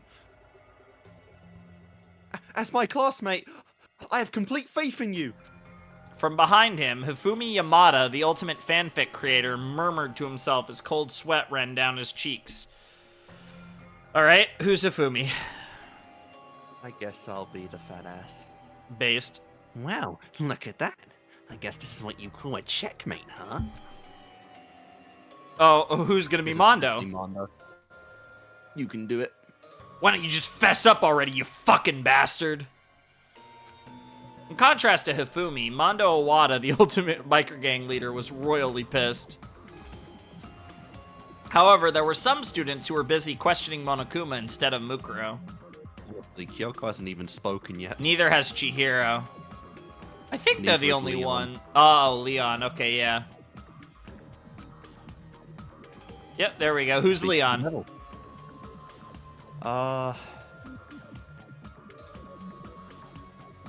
Alright. I guess I'll be Leon. Hey, you're not coming to save us? Shouted Leon. Uwada, the ultimate baseball star. Yeah. You should hurry up and charge in here already. Monokuma looked at Leon and shook his head softly. The police can't help you right now. Not only are you guys hostages, it's possible that the entire school has been rigged with explosives and poisonous gas. I hacked into this Monokuma robot to investigate that for myself. Then what about everyone on that DVD? What about everyone outside the school? Asked Sayaka. The memory of the DVD she was forced to watch yesterday still weighed heavily on her mind, but Monokuma didn't have a clear answer. I don't know anything about any DVDs, but there are definitely terrorists causing havoc out here. Law enforcement around the world is in shambles trying to deal with this. Sayaka. That's impossible. Maybe. Yeah, Sayaka shuddered and collapsed to her knees. Sayaka. Yeah, I guess. No idea. Yeah, just who knows. Sayaka? Oh, okay, yeah, that makes sense. Next to her, Just I now guess. all the ones that haven't spoken yet. Need to remind you they're still here. Yeah, next to her, Chihiro Fujisaki, the ultimate programmer, was unsure about what she should do. Behind her, two other girls stood silently. Two other girls. Who's left? Toko. Oh, Toko. Yeah, Toko hadn't spoke. The first was Toko Fukawa. There was one moment where you assumed it was Toko because of a stutter, but they never confirmed. Yeah. The first was Toko Fukawa, the ultimate riding prodigy. She seemed to be trying very hard not to look at Makoto as he lay bleeding. Yeah, there is that, too. And nobody knows about Jill yet. The other, besides, of course, Mukuro and Junko, the other was a quiet girl who hadn't talked about herself much named Kyoko Kirigiri. Unlike Toko, Kyoko was watching everything intently as if she were studying the scene of a crime. From Makoto's breathing patterns to subtle changes in Mukuro's facial expression, nothing was escaping her attention. Suddenly, Toko began nervously talking to Sakura. Alright, who's Toko? You can be Toka. So anyway, let's just say that Mukuro woman or whoever over there is a terrorist. Hurry up and beat her to death or something. Damn. Based. We don't know that yet. My fists do not met out justice based on simple speculation. Sakura tried to get near Makoto to examine But if his she wounds. is a terrorist, I will happily pummel her. But Monokuma stood in her way, shouting, "Don't come any closer!" This meant that Mukuro was the only one who could get close to Makoto. She had ended countless lives on the battlefield. She knew from experience. If she didn't treat Makoto's wounds, he would die. His wounds were not immediately fatal, but if he continued losing blood, he would eventually slip into shock and die shortly thereafter. He's still alive at all? What the hell? Well, he only got one. It sounds like only one got into him. And we are back. Did we finish this Yes. page? Yes, we did. Okay. Please, you need to treat Makoto first. Absolutely not, said Byakuya, harshly interrupted. Oh, it was Mukuro. I assumed Sayaka there. Yeah, lovely. So did I. Tying you up and examining the back of your right hand is our first priority. That's probably Sayaka. Makoto's in danger. I bet that's Sayaka. Now's not the time for that. Oh. Oh, God. we were just both can't. wrong. We got cooked again. How many? Bro, we've been here for 3 days. How has he got all these women already? Said Hina, said Aoi as she cast a worried glance at Makoto. I will never call her Aoi. It's damn Hina. Aoi Asahina. She was still having trouble understanding the situation and hadn't decided if Makoto was suspicious or not. She likes people calling her Hina, I think. Well, you know, at least in our side of the world. Byakuya was about to snap back at her, but Mukuro's actions stunned him into silence. She took a deep breath, and then Mukuro removed the blonde wig from her head. I know it's a VN. Oh, it's a Yeah. VN imitating a light novel, but you could give us one exclusive pick for this. Like, come on, all the assets are from Trigger Happy Havoc. Just give us one clear shot of Mukuro, like It would like be cool. yeah, like a BG. Come on. Sure. But hey, we got soundtrack, so that's something. Where there This is were a soundtrack from the first game. Yeah, I know, but it's still a soundtrack. It's more than we have for Zero. Where there were 2 long blonde pigtails only a moment before, there was now Dude. short black hair. With how much random shit has come out for VNs lately, I wouldn't be surprised if we just get a VN of Zero at some point. Probably Westerners not, can but finally it would be cool. Read and watch it. I see that very unlikely, but you never know. Nothing's impossible. She cleared her face of all emotion, and when she spoke, her voice rang throughout the gym. I'm surprised that hasn't been a fan project yet. There probably is. Out there. We would have heard of it. Well, not what you're saying. I want to say there might be, honestly. But yeah, go ahead. I'm not Junko Enoshima. My name is Mukuro Ikusaba. The student stared wide-eyed at her open confession. All she did was remove her wig and clear her emotions. But in doing so, the person the students had recognized as Junko Enoshima vanished from their sight.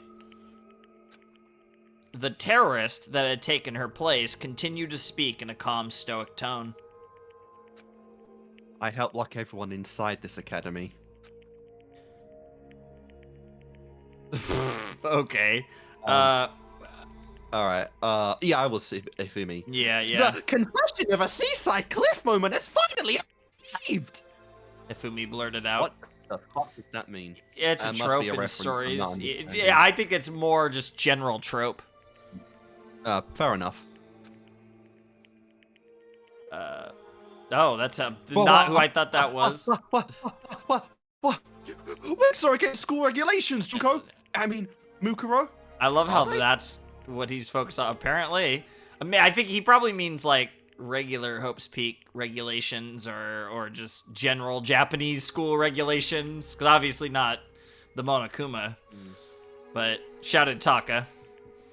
As if stirred by their cries of excitement, the other students began clamoring among themselves. Huh? So Makoto's wounds are, like, real?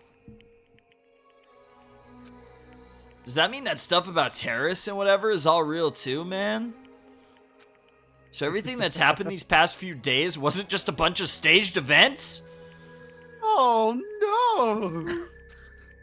As the reality of the situation began dawning on Yasuhiro, all Leon could say to him was,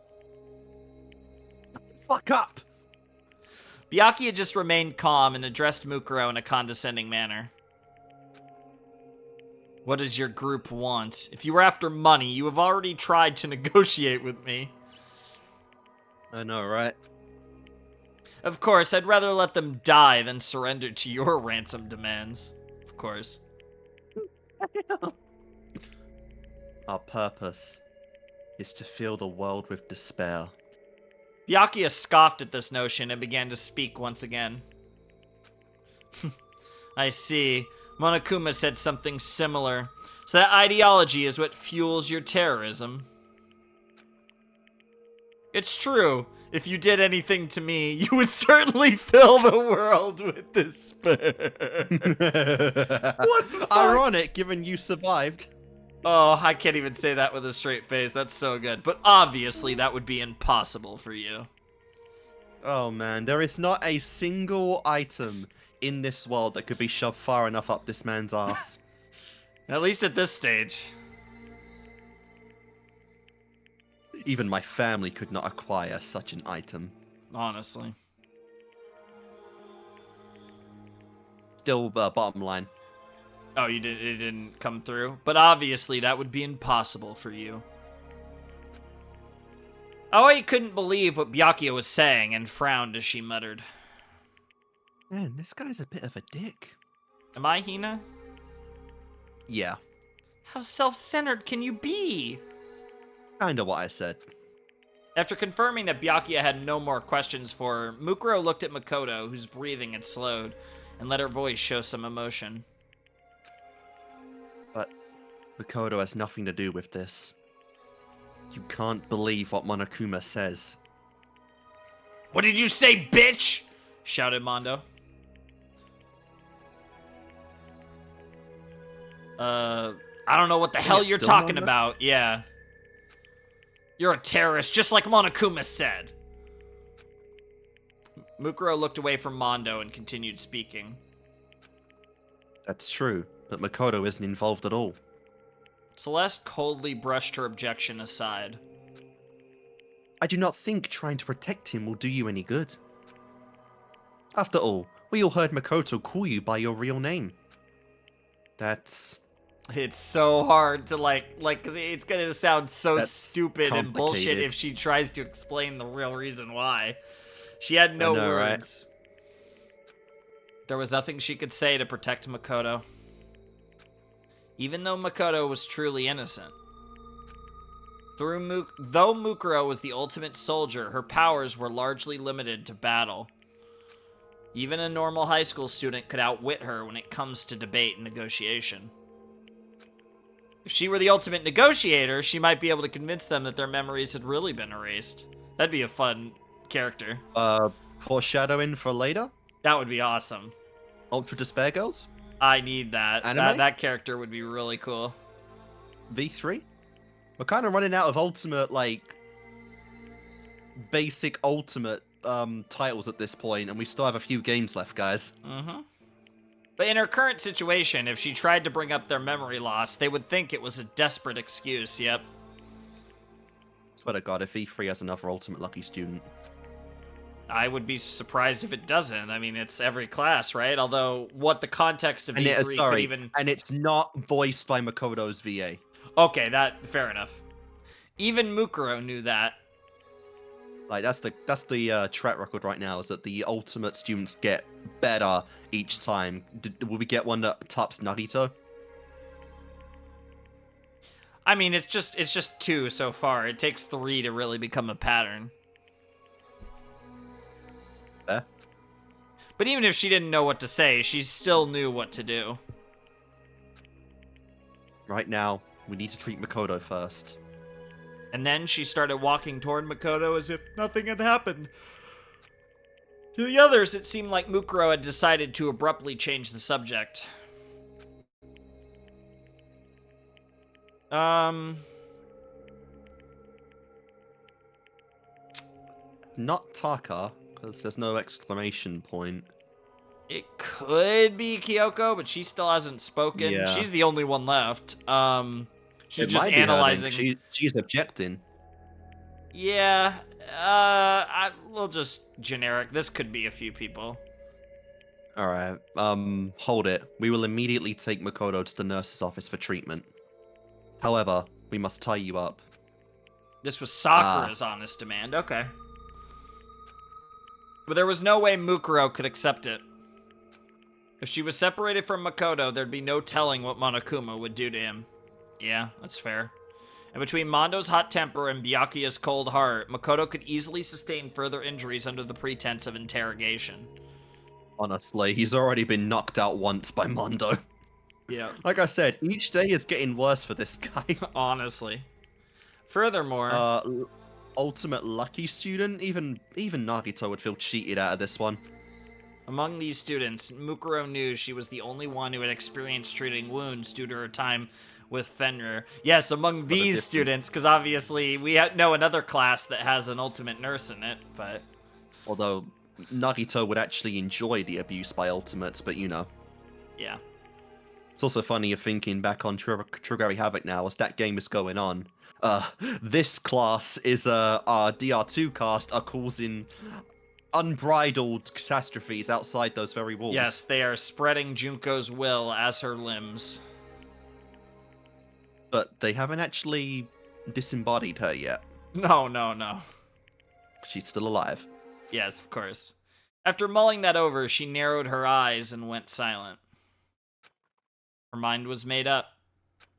She was determined to fight her way out of here and escape with Makoto. We finally gonna get Mukuro vs Sakura. It's crazy that we might actually get it. There's a chance. I apologize, but I need you to fall asleep right now.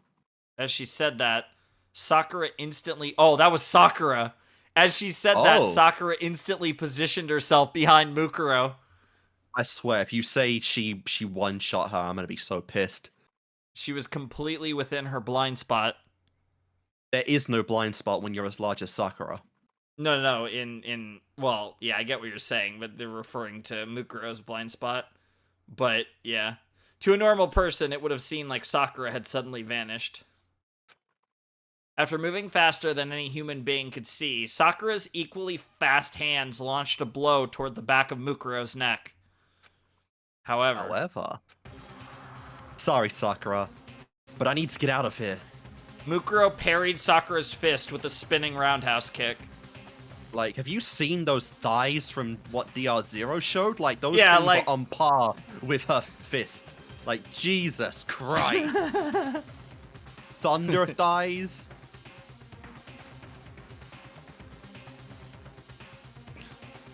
Sakura raised an eyebrow at the unexpected counterattack. Mukuro tried to use the momentum of her kick to sweep Sakura's feet out from under her. However, Sakura dodged... Fucking Sakura. Yeah, and instinctively struck back against Mukuro's pivot leg. But Mukuro was faster and jumped up, aiming a tornado kick at Sakura's chin. Sakura deflected the attack with one arm, then both combatants leapt backwards, glared, and charged simultaneously. This would look good animated. Of course, but how good would the quality of the animation be is the question. You can put the whole budget in it, it's fine. Every blow they dealt was parried and countered by the other, and though they were both unarmed... I know I just brought it up, but I at least hope the anime, the Mundop Matters, has better animation than Fairy Tail. I guess we'll have to see. The sound of their battle echoed throughout the gym.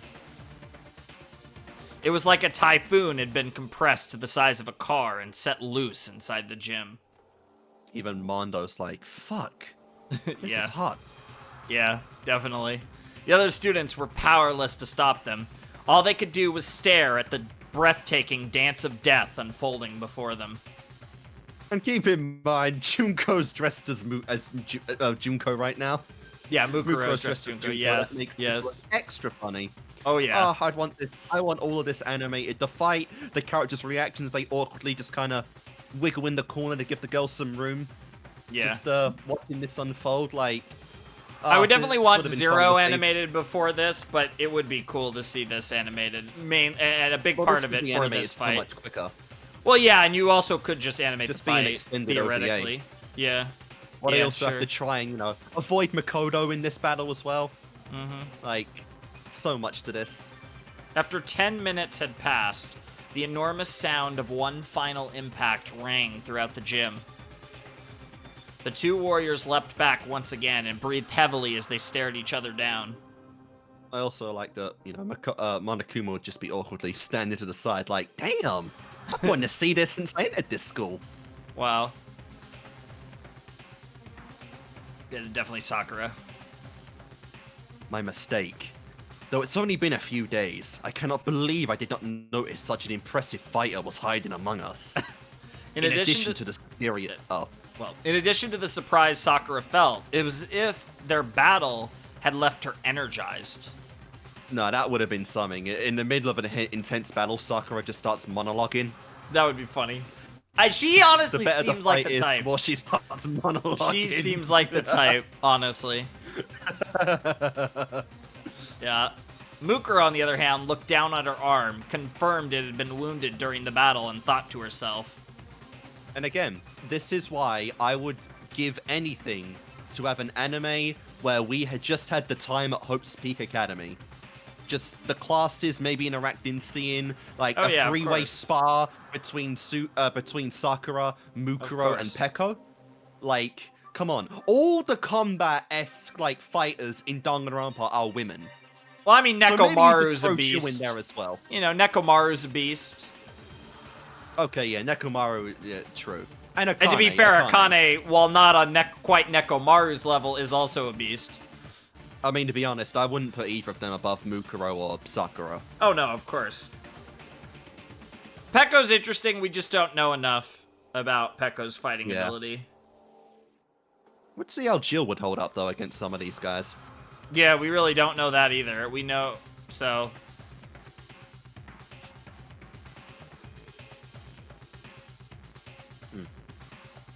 Yeah, confirmed had been wounded She's during the strong. battle and thought to herself, yeah. Oh. She's strong. I don't think Sakura is even taking this seriously right now. Despite being constantly surrounded by firearms, blades, traps, and explosives during her time with Fenrir, this was the first time she had ever been wounded. I guess she has no experience with just unarmed combat. I'm sure she does, it's just, it's Sakura. No, that's specialty. Yeah, Mukuro was powerless before the might of the... Like I said, I think, like, Mukuro is, like, this just, like, all around. Like, she could do anything relating to combat, whereas, like, Sakura is just this... is just... Her hand-to-hand is unbeatable. Mukuro was powerless before the might of the woman known as the ultimate martial artist and the strongest woman in the world. Strongest woman in the world. Well, yeah, because... The implication is that, oh, what's his name? She never beat him. That guy we're never gonna see in the series. Kenshiro, I think it is. Something like that. I'm shocked you remember that. Yeah, I think that's Kenshiro. This That is sounds our right. thought. I can't beat Sakura with my bare hands alone. Yep. If she had been directly ordered to kill Sakura, Mukuro would have opted to either snipe her from a distance or poison her. Makes sense. You don't even have like a concealed like knife or something? At this close range, she would need an assault rifle just to stand a fighting chance. I don't have time for this. She looked at Makoto and confirmed that his breathing had grown even shallower. I need to hurry. But at that moment, she had no one to turn to for help. Suddenly, Mukuro had an idea. It was true that gaining an ally in this situation was impossible. However, she could still turn one person into her enemy's enemy. Alright, we gotta think about this. Who's here that could oppose Sakura? Monokuma? Well, Monokuma, Like, yeah. make her, like, stand in front of Monokuma, wait for her to come, and then duck out the way so she clops in one? Maybe. I mean, we know that Sakura and Monokuma can fight on relatively even terms. We actually saw a tiny bit of that in DR1. True. We did. Mukuro took a deep breath before she charged at Sakura. Oh no, she's going in. Then she immediately fainted and charged at a different girl. Any theory? I mean, I'm not gonna say anything on this. Oh, maybe Hina. Maybe. They're like they're the duo. Toko, who had been cowering in fear from the battle between Sakura and Mukuro in the corner try of and the get gym. Jill out? What? Yeah, maybe. This is bad. Sakura was caught off guard and tried to run after her, but Mukuro was one step ahead and reached Toko first. Why me? I think I'm Toko, Sorry. actually, but... Oh yeah, you are. Wait, hold on! Mukuro jabbed Toko in her solar plexus, and she fell into her arms. Oh, she knocked her out! And we know what that means. Taka and Aoi yelled out in shock. This is bad! She plans to use Toko as a hostage. Yeah, I don't know which one it is. So, yeah, I think that's both fine. of them. Yeah, whatever. This is both bad. She coincidentally plans to said use the same Toko as thing. a hostage. Yeah. Toko! Toko. In contrast to their shocked faces, Byakuya just snickered and coldly remarked, "You fool. Do you really think we care if you take someone we just met a few days ago as your hostage?" Mukuro just softly glanced at Byakuya and replied, You didn't meet her a few days ago. "What did you say?"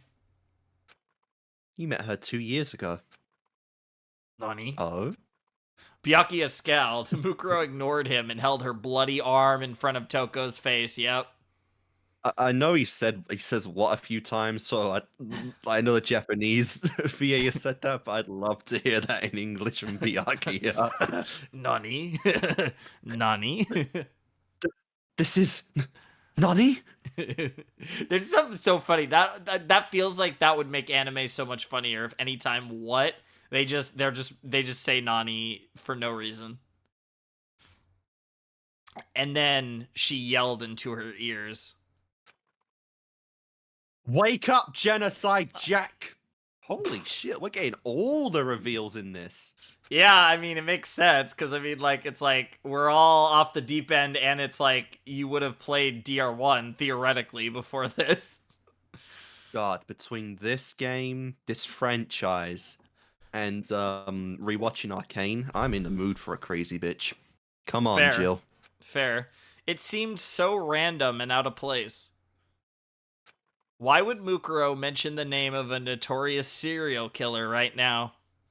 This has got to be Byakuya's POV, because he's the only one I think knows of Jill right now. Narration, but I the guess. students looked at each other with confusion when suddenly Toko, who had been groaning in pain, suddenly kicked off of the floor of the gym with renewed vigor. She leapt into the air much higher than any normal human should have been able to. Damn. While hovering... So yeah, now we've got a three-way between Sakura, Mukuro, I mean, you say that, but I think the plan is for Mukuro to take Makoto and dip while Sakura has to deal with Jill.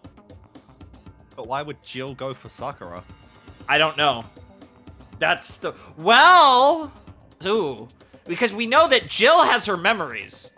So this could get into some weird stuff here, because we know that, so I don't know. Maybe Mukuro is going to reason with Toko and like explain to her that like something like it might be Mukuro genuinely talking to Jill Sakura. here. Byakuya will love you.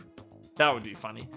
While hovering would fall several for meters in midair, Toko twirled faster than a professional figure skater. This caused her skirt to flutter, revealing multiple pairs of sparkling scissors. Countless The fact that Toko doesn't even take those off of her ever is so fucking funny. It is funny. Countless tally marks were scratched into her legs like a kill count carved into a fighter jet. If not for this situation, Toko's glamorous jumps and spins would have been a sight to behold. The girl formerly known as Toko Fukawa cackled wildly, her red eyes sparkling as her absurdly long tongue flopped out of her mouth. This has been one of the things I've missed the most from Chick-Rabbit Havoc, has just been Jill. Oh, I want to see she's so Jill good. again soon. She's a survivor. I gotta Yep. see that humor, man. She would have, unironically, she would have fit so well with this game's cast members. Oh yeah, definitely.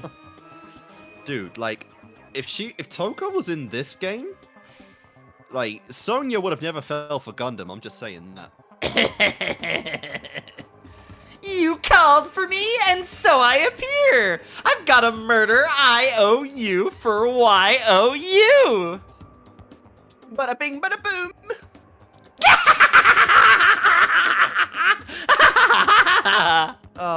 I've missed this woman. Yes. Random person. Toko? The situation had Nani? changed so drastically that even Sayaka, okay, who was silent until now, spoke up. Hey, you flash in the pan! Damn. Hey, Damn. we're finally getting, like, names and banter with characters that died before Jill came out. Savage. That's cool. Don't treat Genocide Jack like that depressing little Four Eyes. Depressing little Four Eyes. Toko. Oh, Toko. That dirty girl doesn't... Glasses. Dirty girl doesn't bathe herself at all, so I've got to put in 5 times the effort to rub myself down in the shower. The fuck, Toko? Eek! Sayaka? I don't even know. Toko's sudden change of personality sent the students clamoring among themselves. Yeah, this just keeps getting wilder. Yep. And someone else who never met Jill. Hey! What the hell does that mean? Monokuma just shook his head. Like, what the fuck? Yeah, there are some things even I don't understand. Nice. The students continued to panic at the strange turn of events. Toko, now calling herself Genocide Jack, took out a set of scissors from under her skirt and snipped them with glee as she looked around the gym. Huh? Huh? Yeah. Man, it's been a while since I got to stretch my legs. So, what were you guys gonna do here at the gym while I was snoozing away? Have an orgy? I was just about to say that. The Those comedic exact timing. words in that order. The comedic timing is crazy. I understand. I totally understand. You guys need me to cut up your clothes so you can feel even naughtier. You would assist, huh? Yeah, right. Why the hell would I do that for you dumbasses? Aw, come on. Can't help a bro or sis out. My scissors are only meant for cutting the supple, tender flesh of adorable boys. Hero. Run. Yeah, I know. Seriously. Run. Well, yeah, just run. Genocide Jack was causing a ruckus, but when she saw Makoto laying on the floor, she tilted her head once again. I forgot what her nickname is for Makoto. Big Mac. Big Mac. Big Mac. No, that was for Hifumi. No, it's Big Mac, because Makoto, Koto. Oh. I don't know what What's it was Hifumi? for Ifumi. Yeah, because she had 2 for them in the trial. Oh, Huffy. It was Huffy. Yeah, I didn't remember that. Big Mac? You're like totally about to die! What's the deal? Did the world fill you with so much despair that you all came here to commit mass suicide? Holy shit! The a reference to the reserve course. I guess even Jill knew that, apparently. I mean, I guess at this point, because she has the memories, some of them at least. So yeah. I mean, they would. I'm sure all of them are familiar with what happened. Even and Jill even Jill went pale at the sight of the world. Jesus Christ, that's crazy. That's a wild line. That's so. Wait, what? She would have done it too? Oh, I love that it's like, What that's the hot, but fuck? not because Huh? she's like a despair potato, but just because like, nah, that shit's hot, bro.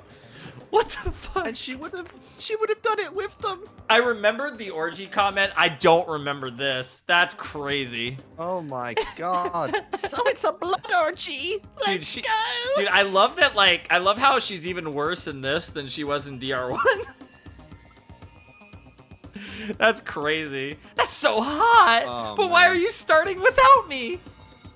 I don't want to have to wait till the anime to see this girl again. I mean, it does make sense, I guess, that like she had, because I mean, obviously her whole thing is that she kills adorable boys, so there is like a sexual component to her like serial killer deal. So it kind of makes sense that she does find like murder hot, and I guess mass I suicide know, too. But like, oh man.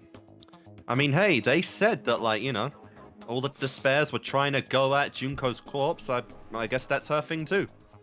Well, I mean, she didn't say anything about necrophilia. She's just into like death and stuff. That's not necessarily the same thing. I'm not gonna say that's above or below her. Yeah, I mean, we just don't know. Toko, get a hold of yourself.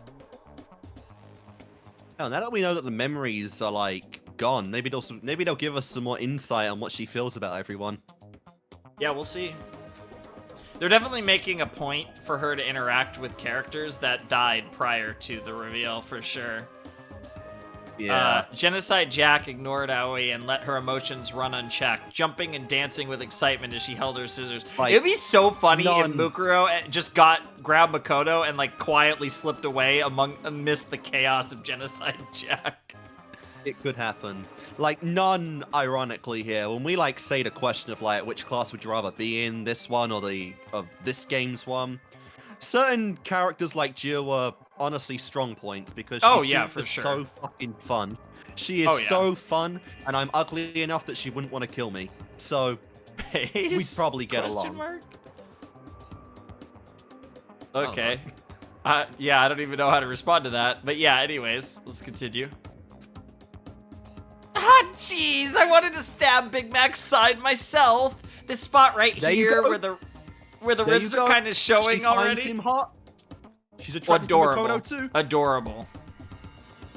Which is a form of attraction. I think the only person she finds hot is Byakuya. I think there's a difference. But definitely she wants to murder him for sure. You and adorable is a kind of sexy. Yeah, I guess.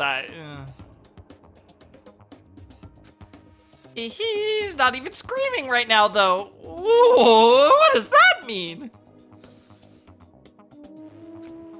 Oh well, maybe I can just get used to this feeling of alienation instead. Mukuro, I think you made this worse. Yeah, honestly. Like, Jill's focusing on Makoto right now, so you can't even get away with him. Yeah. And she's looking to kill him some more. Yeah, that too. She's not a thinker, so she might have severely miscalculated this. We'll see how it goes. I have no idea what's going on anymore. I'm so fucking high right now.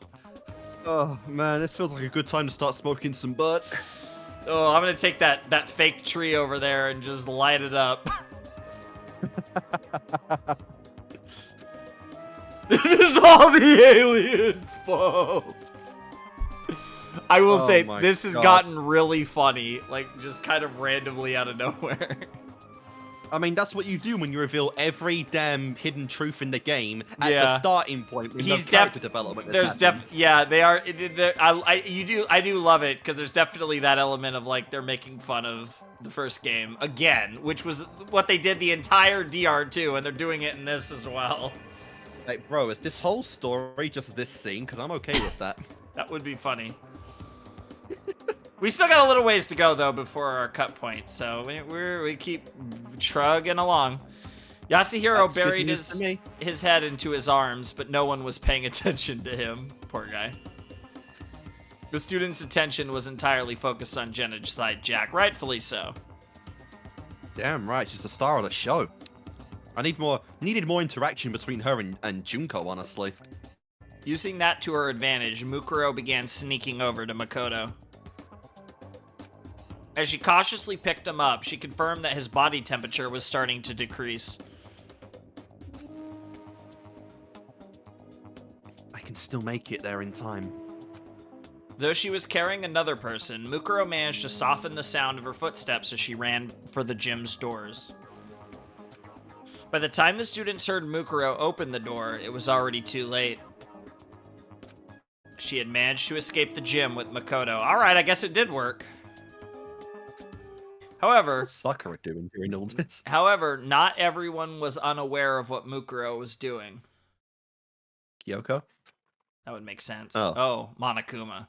Monokuma saw her movements out of the corner of his eye, but chose not to tell the students. Obviously, like, this is Also, making I will things say, interesting. if you want to, what's it called? If you want to actually have a grasp of how far in we are, if you pull up the thing that lets you look back at prior pages, not that button, yeah. Well, 230. We're going to 377, for the record. So we still have a ways to go. Yeah. Chill. But just to giving you an idea of how far in we are, we're over halfway for sure. But yeah, I forget what the exact number of pages are. I think we're gonna end up doing a little more than half in this, and then a little less than half in the final one. I think we get just past halfway in this one though, but it's about half and half. I'm unlocking a lot of content to watch of yours now. Yeah. The If and Zero. Yeah, because now you can finally watch Zero, and then you'll be able to watch the Fs as well, or you can mix them around however you want. If you want to watch me lose it... Mode soon. Yeah, that too. I'm so excited to see your Chiaki and Nagito stuff, even though I haven't seen Nagito yet. But let's go. Let's see. We saw that. Yeah, okay. Yeah, that was my nominee. Yeah, it makes sense. It makes sense that Junko and Kyoko would be the ones to notice. And one other person, Kyoko Kirigiri. She saw Mukuro carry Makoto away, but did not inform the others as she watched them leave in silence. As everyone wrestled with their own personal thoughts and speculations, Hope's Peak Academy began walking a path toward a completely different chaos. There's all different kinds of despair in the world, and that's why you could make an infinite number of what ifs in Danganronpa. So you know how that thing, just that little thing where it has like the two like diamonds? And it's like page flip. Yeah, I'll mention, because it will be one of those where we stop, but it's not this one. But I'll mention when I think we're at the like where the next one will be, that, so you know. But I don't think it's the next one yet. With Makoto on her back, Mukuro took several trophies from the gym entrance hall, and after passing through the door leading to the hallway... so I'm gonna, like, block the door to the medical ward with them. Or just get a weapon of some kind. Or the gym. She jammed the trophies through the door handles. Though Sakura could easily destroy these makeshift locks, they should buy Mukuro a few extra seconds. Don't know if they're really worth the effort, but... hey, gotta try what you can. Then Mukuro started running to the nurse's office. The place she last spoke to Makoto. Everything necessary for performing first aid could be found there. Her little sister was her enemy. Oh dear. Oh, that's interesting. Her fellow ultimate students were her enemy. How the hell? Wait, like, what? How? What? Huh? How the hell? Like, what? How does this end? Let's see. I mean, you're not gonna find this is out going nowhere this like session. I was expecting. Her only ally right now was Makoto, who was on the verge of death. And even then, that's not a guarantee. Mukuro knew that even she wasn't her own ally right now. Amidst all this chaos, amidst her sister's betrayal and nearly being killed, she believed. She believed she was the only one who truly understood her little sister. Even now, you are blissfully unaware. Now, let's see. That's why she felt like she had to protect her. That's... Oh. That's right. You didn't do anything wrong, Junko. You just wanted to feel despair. That's all, right? Because you love me. That's why you wanted to kill me. You were just trying to feel despair, right? I mean, that does line up with what she did in DR0 with Matsuda, You're willing to take some leads to feel despair, man, and to let her feel despair? Like, come on. Where is the line drawn in the sand here? Sure. I'm sorry.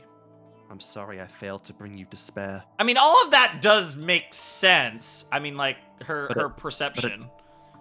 But at the same time, fuck you, Junko. You tried to kill me.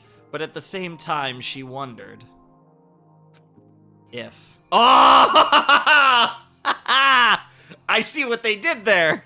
If she saves Makoto and betrays her sister by disrupting her plan, wouldn't that fill her with an even stronger despair? Wouldn't that make her happy? Oh, this is so twisted. If you do what she wants, she wins. If you go against her, she wins. But I love how... If you find a third option, she wins. But the way that Mukuro is twisting this to like, well, if I've decided to betray her, I'm gonna fill her with despair. So it's like she's so the same way that she was like trying to do mental gymnastics to convince herself that Junko didn't betray her. Now she's doing the same mental gymnastics to convince herself that she hasn't betrayed Junko. Because betraying Junko would also fill her with despair. So in the end, it's still serving Junko, and she's justifying it. If that's your goal, it's impossible to betray Junko. And that's what she's telling herself. That's how she's justifying it to herself. The minute you get wrapped in Junko's scheme, you've already lost. Yeah, but like that's the thing. What Mukuro is kind of deciding is like, I'm gonna do this. I'm going to, of my own free will, decide to save Makoto. And if in the process I betray Junko, I'm not really betraying Junko because of the contradictory nature of Junko, and that gives her the ability to feel like, okay, I can do this. Because despite everything that's happened, clearly Mukuro is still very much loves her sister. Unfortunate, but understandable because it's Junko. Yes, but here we go. Betray Junko? What should I do? Mukuro closed. See, and yet, despite all of those mental gymnastics, she's like, at the same time, she's like, can I really betray Junko? Mukuro even when she convinces herself that betraying Junko is not betraying Junko, she's still like, can I betray Junko, though? Honestly, your first ever words about Junko and Ashima, I feel perfectly just sum up her character. Even to this point, with all this knowledge.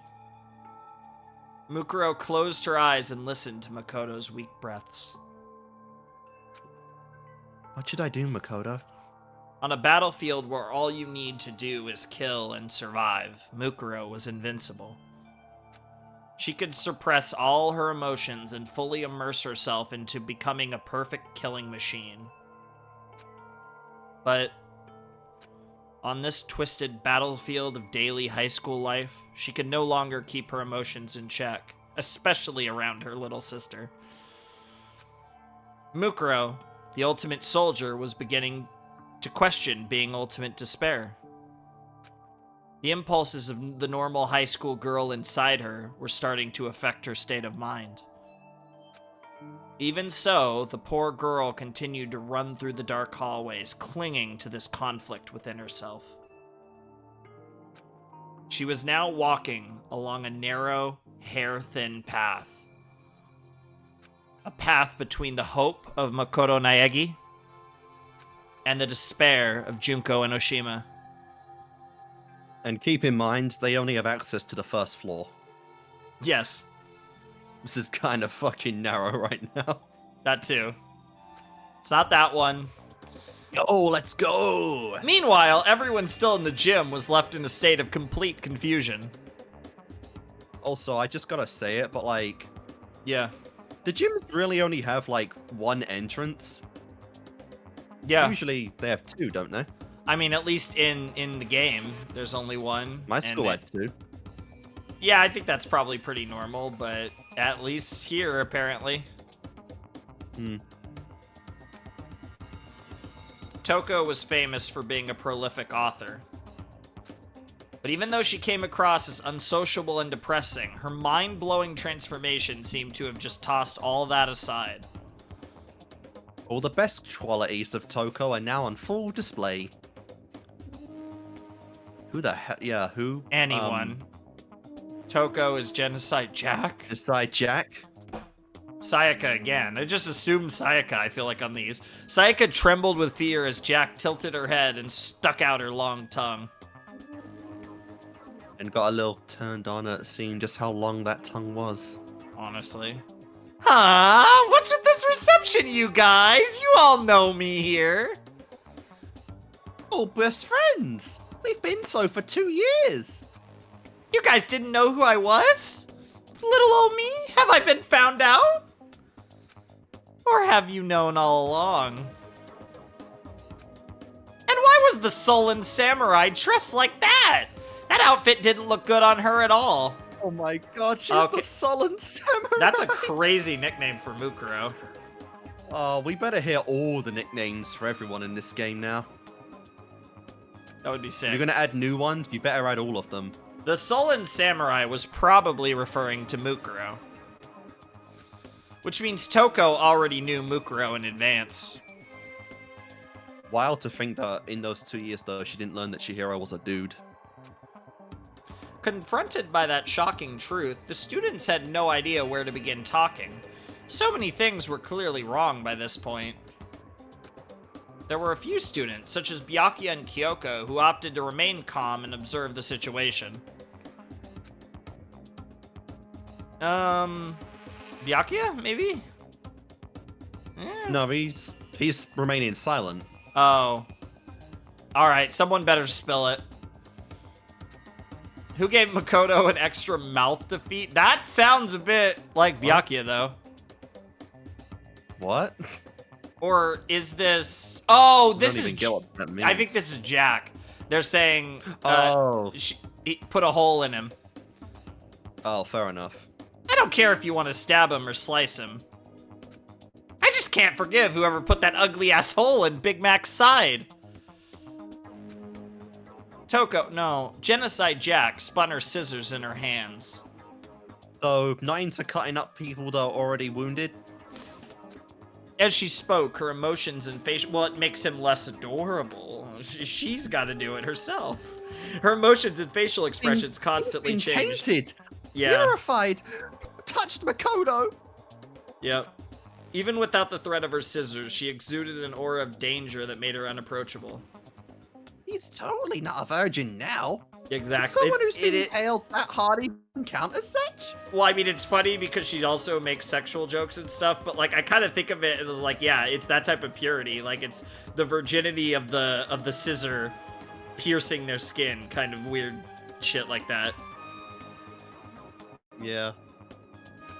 I guess she wouldn't go for Sakura then, because she has all kinds of scars on her body. What the fuck is this quote? The flank steak of a young boy like macaroons is like a bluebird that pops out a golden egg. Quite a poet. Also, what the fuck? Macaroon, another nickname for Makoto. We can get more than one. Damn. Apparently. You must have really touched Jill somewhere special. That's really creepy. The flank steak too. If you would have just let me handle it, I would have killed him so good that even Tiltil and Miltil, I don't even know, would be eager to die. No idea. Some reference. That's a reference to. But poor Makuti's heart and soul have been stomped on by such a sloppy kill. Such a boring, unpurified massacre. Undignified kill too. That actually sounds pretty exciting too. Oh, what the fuck? Are you Junko? Like you're talking in contradictions right now. Well, they did kind of make a little joke in DR1 with Jill and Junko, and it kind of being like implying that like who's really the crazy one here? It's the joke that doesn't make sense because she asked who Junko was, and she should know who Junko is. Who the heck are you? I think it's mastermind, yo. That's ya. I totally don't have my memories right now. But I decline. Toko, you're not making any sense. What in the world happened to you? Snip, snip. Genocide Jack answered by pointing her scissors at Aoi. What happened to me? I got bored, that's what. Oh, she's even talking about getting bored. Oh my god.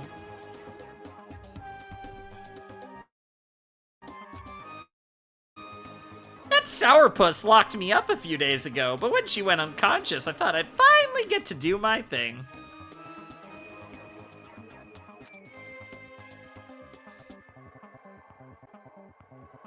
Yeah, give it a second, because the stream's lagging on me a little bit, I think. Oh. I hear you fine, but it... Okay, no problem. Yeah, because it's still... Now oh, there it goes. But I woke up for all this. My cootie's soaked with blood, and I've got no clue what's going on. It's so damn confusing. All I can do is laugh.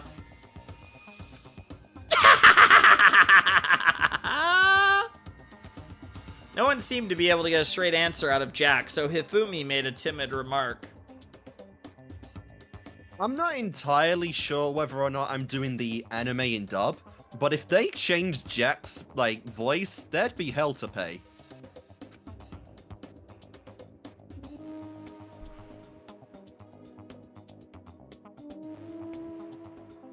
Oh yeah, that's me.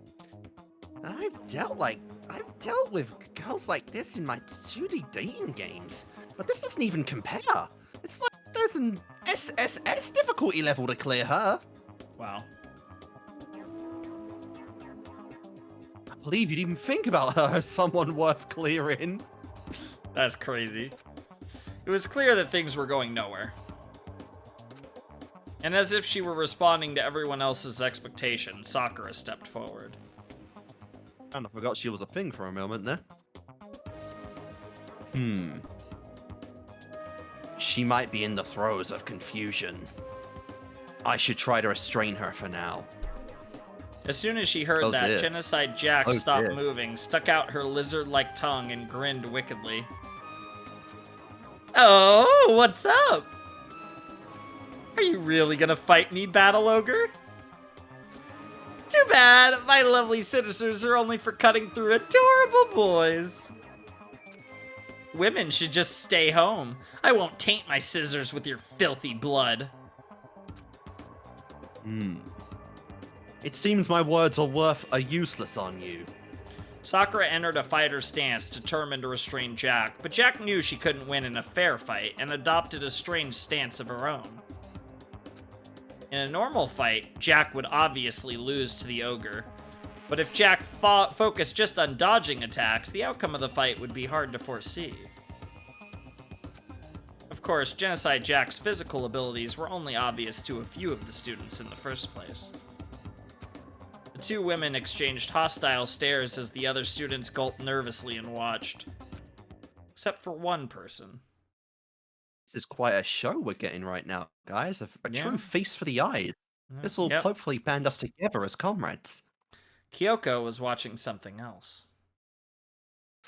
She was watching Monokuma, who was in the corner of the gym, unmoving as white noise emitted from his speakers. Okay, I'm glad Kyoko's getting screen time, but does it really have to be right now?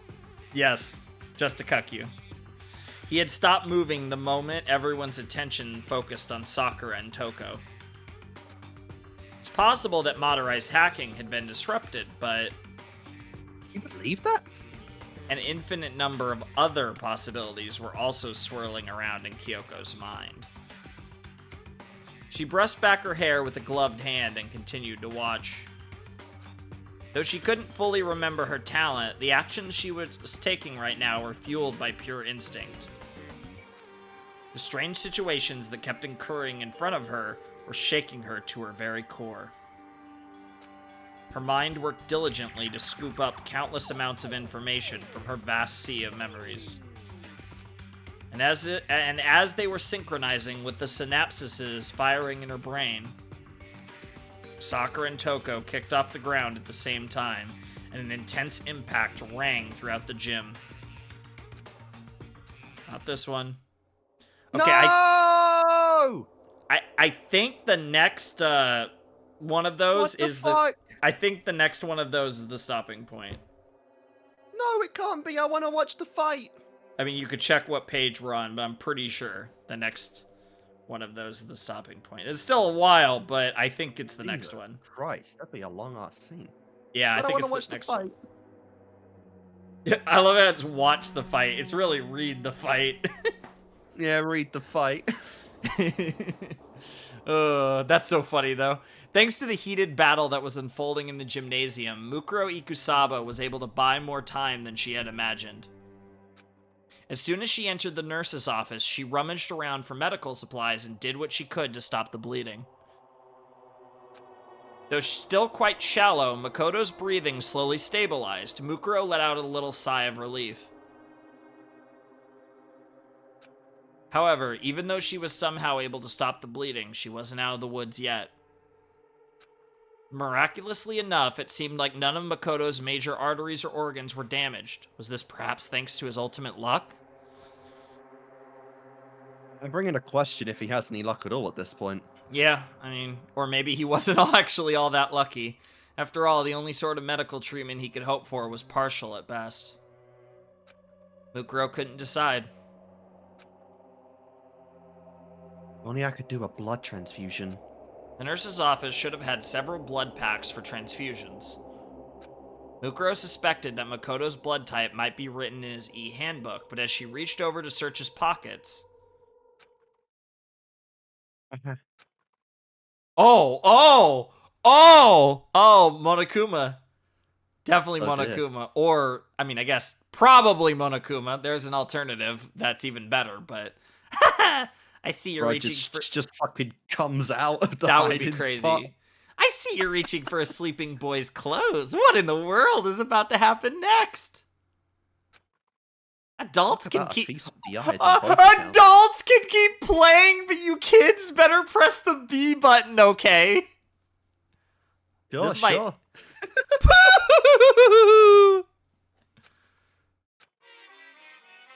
Yeah, Mukuro turned toward that familiar voice and saw Monokuma standing before her. That's hilarious. You're all alone with Makoto right now.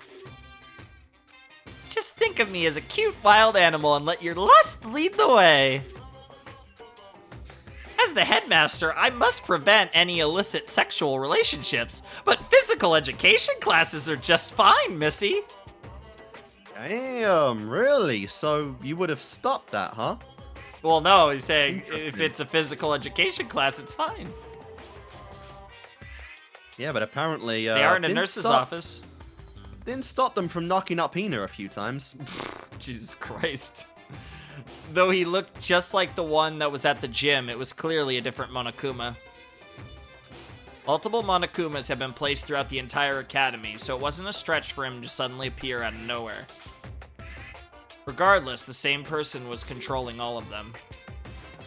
Mukuro had been wary of Monokuma attacking her while she was treating Makoto's wounds. But his appearance at this particular moment seemed to take her by surprise. Junko? Asked Mukuro cautiously. Monokuma tilted his head along with his entire upper body inquisitively. Junko? Who's that? Junko! I've never heard of that country before. No more jokes. Answer me, Junko. You were planning to kill me earlier, right? Junko this, Junko that. What's your problem? I'm telling you, I'm Monokuma.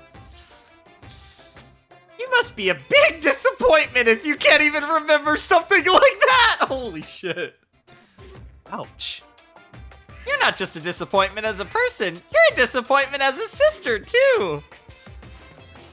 You're too skinny, and your brain is nothing but muscles, and your personality is just unbearable.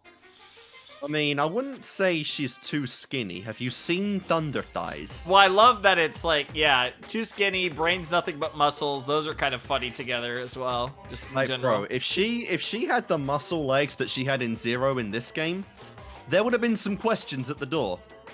Like, why you look like Squidward eating too many Krabby Patties?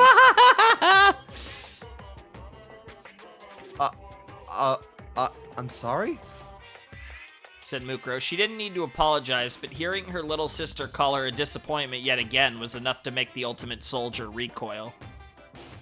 Monokuma ignored her in her current situation, climbed on top of Makoto's barely breathing body, and began poking his cheeks. So, what are you gonna do with Makoto now? I'm really interested in human mating habits, you know? What are you... asked Mukuro before trailing off. Monokuma lowered his tone and began whispering into her ear. Oh my god.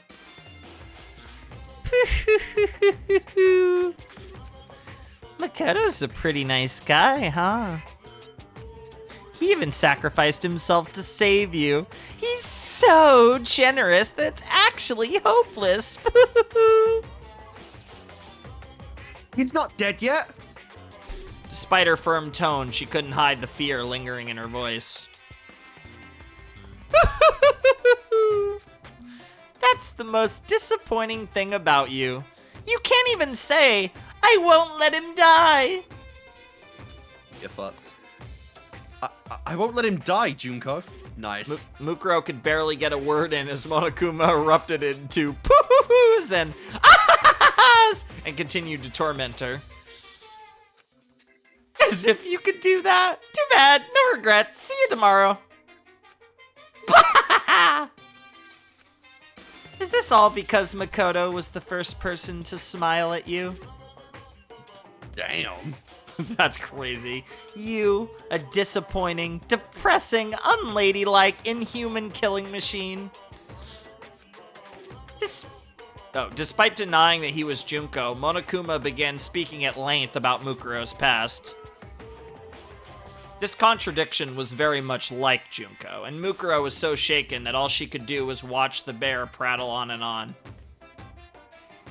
Only the fit survive in this world. The only thing that kind-hearted people can do is die, you know? As proof, you're gonna watch Makoto die real soon. Oh dear. He won't die? Mukuro's tone of voice had become irregular ever since she took off her Junko wig. Aside from her conversation with Makoto, everything she said as Junko was from a script that her sister had written. That's crazy. But now there was no script for Mukuro to rely on anymore. Mukuro was treating Monokuma like she would treat her own sister. Dude, could you imagine if she followed a script the entire time at Hope's Peak? Honestly, that wouldn't even completely surprise me. None of her interactions were genuine at all. That would be crazy, but... if the other students saw her acting so weak, they'd never believe she was the same person who fought Sakura in the gym. But we know things are different with Mukuro when it comes to Junko. Rightfully so, of course, but... hell yeah. And not just that, if anyone from her mercenary past could see her now, her stark change in attitude might make them think she was someone else entirely. Monokuma continued to rail against Mukuro. Nope, he's gonna die. I know it's sad, but you just have to face the facts. Monokuma wriggled his limbs and danced around, then pointed right at Mukuro's face. Because Makoto is going to die by your hands. Huh? In fighting among the terrorists. The big bag terrorist silences the weak-willed Makoto before he can leak any information. Doesn't that happen all the time? Huh? Doesn't that happen all the time? Yes? In Oh, the I didn't end- take the thing. In the end, all the desperate things you said in the gym turned out to be lies you told just to escape.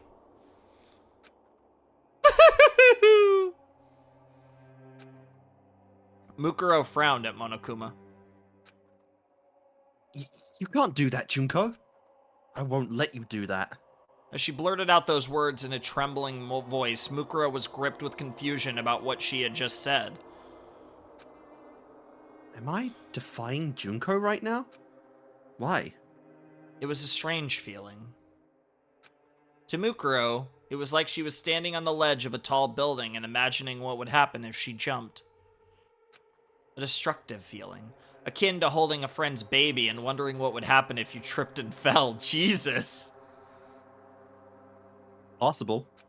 Before she knew it, fear and anxiety had suddenly taken control of Mukuro's heart. As a member of Fenrir, and as ultimate despair, Mukuro had killed innumerable people. She had handled live grenades before. She had descended from the sky in a parachute as anti-aircraft weaponry fired all around her. Her heart never wavered on the battlefield, but now it felt like it could collapse at any second. Monokuma, however, was as stable as a tree and slightly tilted his head to the side. Huh? Weren't you listening to my story?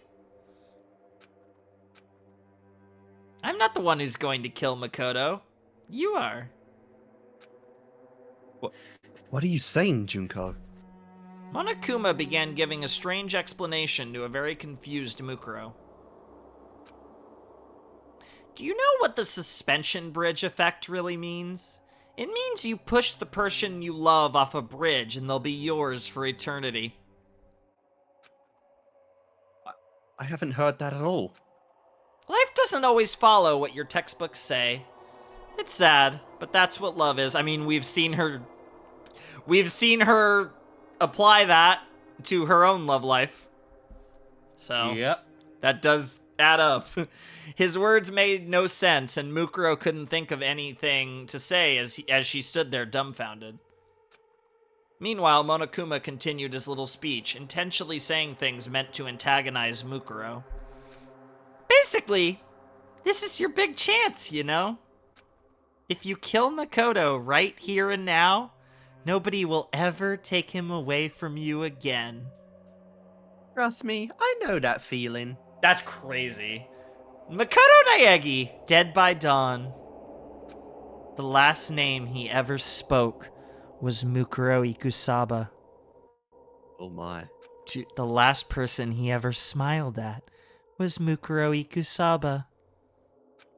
Doesn't that sound wonderful? This way, those two sluts will never take him from you again. Yeah, pretty much.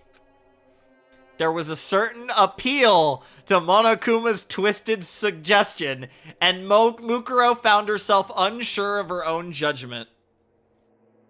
I mean, we know that Mukuro's fucked up. Like, that's not to be forgotten in all this. This is wrong. It has to be wrong. But it's really Junko saying all this, so doesn't that mean it's right? Oh, what a line! No, this isn't Junko. It's Monokuma. Monokuma. Trying to swap the two. That's why I kind of start imagining that, like, the more Junko dives into this, the less it starts sounding like Monokuma, and the more it starts sounding like Junko. Oh. She has a dial and she's turning it. It's like voice altering or something, and she's slowly turning it off. Could you imagine? Oh, that would be sick. That's how I'd do it. And are you sure you want to help Makoto? You do this? No, I'm just saying, like, if this was like an anime or something, I was directing it. Like, that's what you gotta do. Once he gets better, he's gonna know everything. He'll know what you did to your classmates. I can't believe you would actually erase your friend's memory of their time together and force them to kill each other. Oh no, what a horrible thing you've done. Honestly, Makoto might get mad at you and say, our real enemy isn't the bear, it's her. Do you really want him to blame you for this? Mukuro's face turned pale. That's really good manipulation, too. Or are you going to kill kill the others. Ooh. If everyone except you and Makoto dies, you'll be able to spend the rest of your school life together. We can't hold a class trial with only 2 people. It might be a good idea for you both to live the rest of your lives in this academy forever. Why can't we do a class trial with only 2 people? I mean, I guess one would kill the other, and then it'd be pretty obvious, or it's suicide. It'd be a short class trial, but it'd be a class trial. Yeah, semantics thing. The mutual vote. They'd vote for each other, and then they'd go. That's nowhere. also fair too. Oh, that's wrong. And what are you gonna do if his memories return? They have returned. It's not like you were dating Makoto or anything. Ah, confirmation! They were not together. But who was? Jill had 2 years to wear down Byakuya.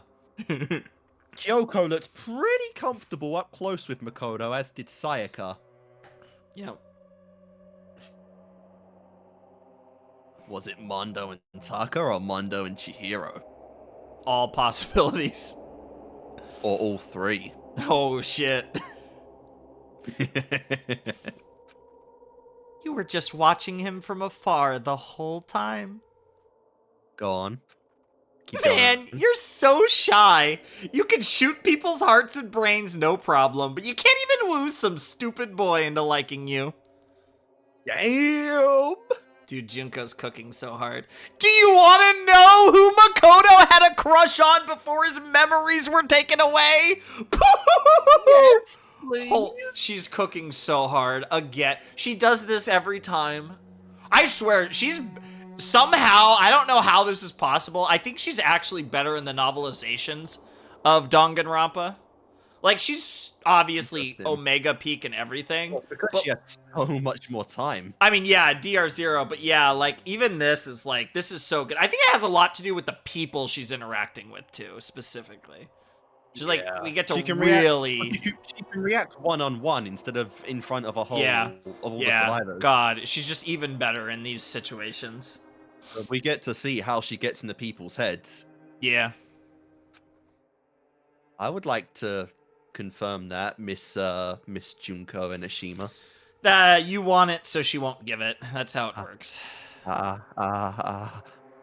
Mukuro trembled as Monokuma continued pressing the issue, gradually loosening the screws, keeping her heart secure.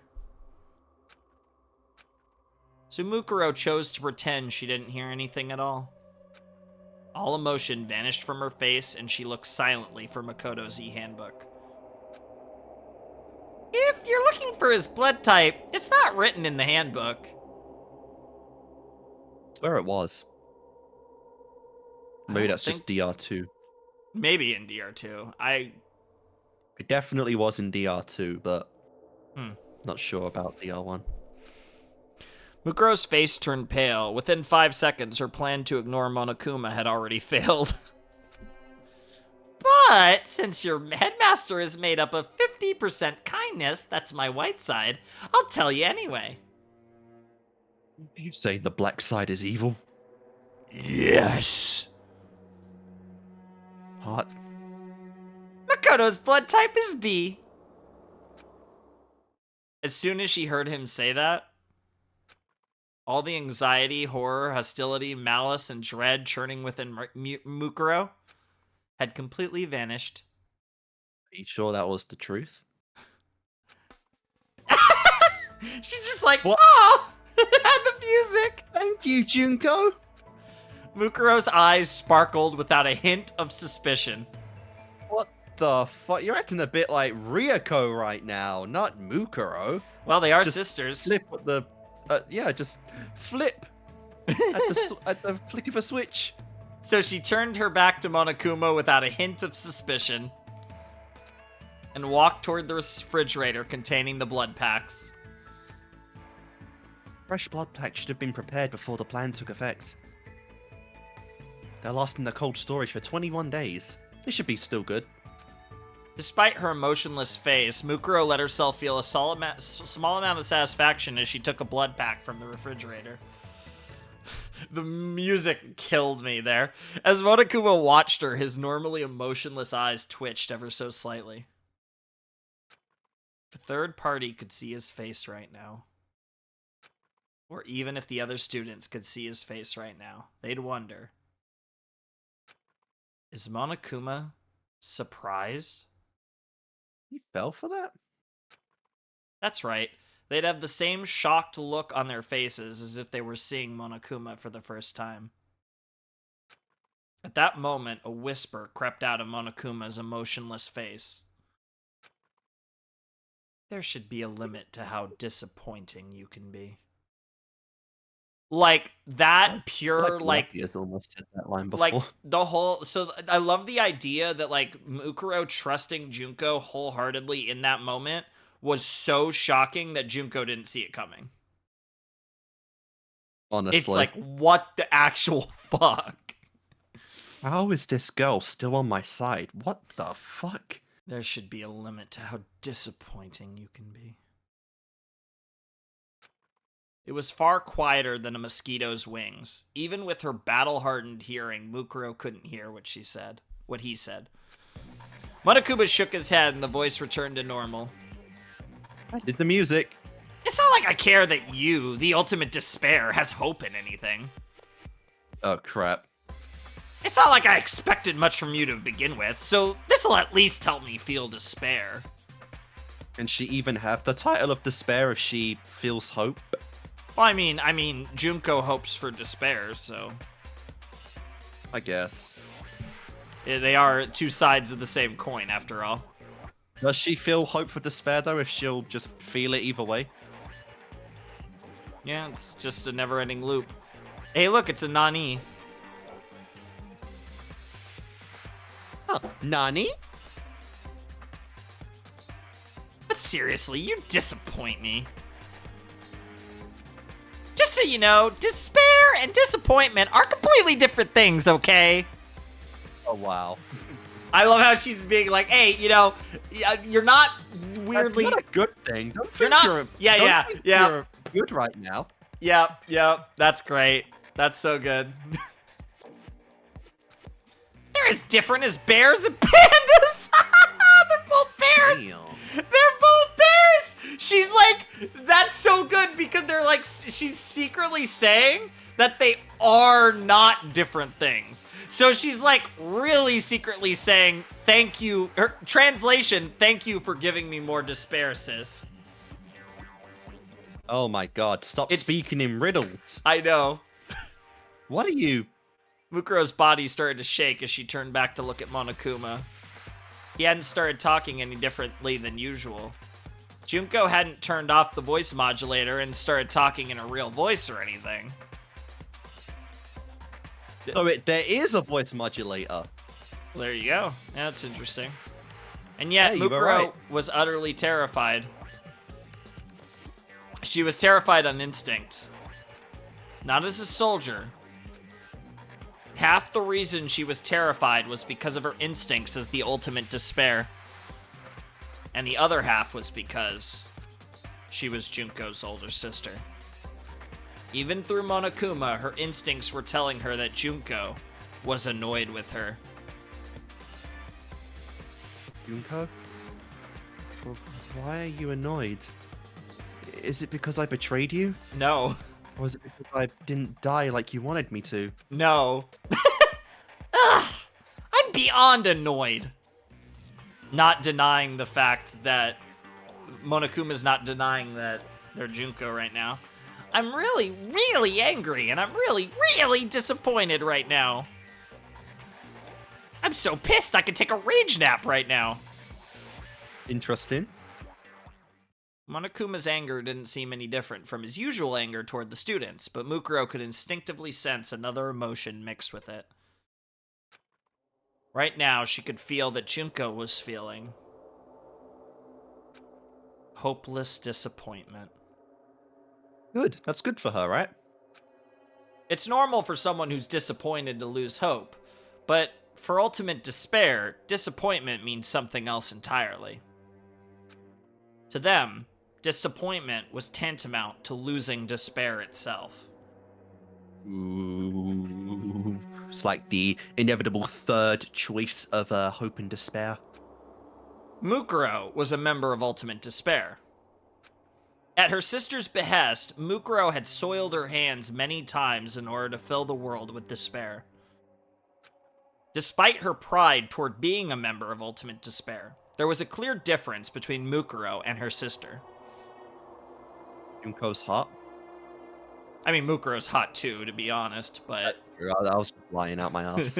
I mean, there are levels to that. Yeah, that's. I think I've used that term before. Junko Enoshima was despair incarnate. Like, yeah, it's just pure. Like Junko, like the parents are pretty good baby makers. However many were involved, there were at least two. We don't know the specifics, but I know, right? but yeah, Junko Enoshima was despair incarnate. She was born in despair, letting it infect other people's hope so it could rot them from the inside out, twisting them into her own image. For Junko, feeling hope was its own despair. Creating despair in others created despair in herself, which caused her to feel both intense pain and intense bliss. Junko had walked the fracture created from the conflict between pleasure and penance all her life. Eventually, the fracture would widen until it swallowed the world and tore it in half. But Mukuro, on the other hand, had neither hope nor despair for the world. That sucks. At least, not when she was a member of Fenrir. Ever since she was a child, Mukuro believed she was meant to spread despair because of her sister. She didn't harbor any ill will toward the world. She simply accepted she was meant to spread despair and chose to walk the same path as her sister. The doubt she felt was only a recent development. Ironically, the one person that Junko had the least effect on was her fucking own sister. When Junko told her about the plan, when she watched the world burn at the hands of terrorists wearing Monokuma masks, she never wavered once. Yep. However, as soon as she heard about her sister's plan to make their classmates kill each other, Makoto included.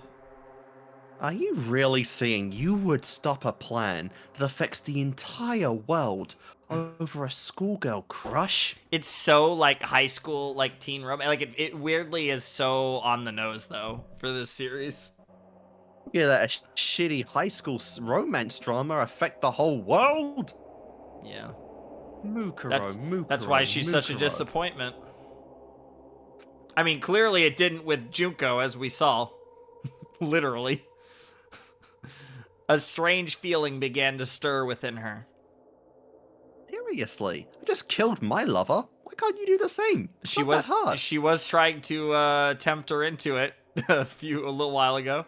What started as a seed of doubt soon grew into a thorny vine ensnaring Mukuro's feet.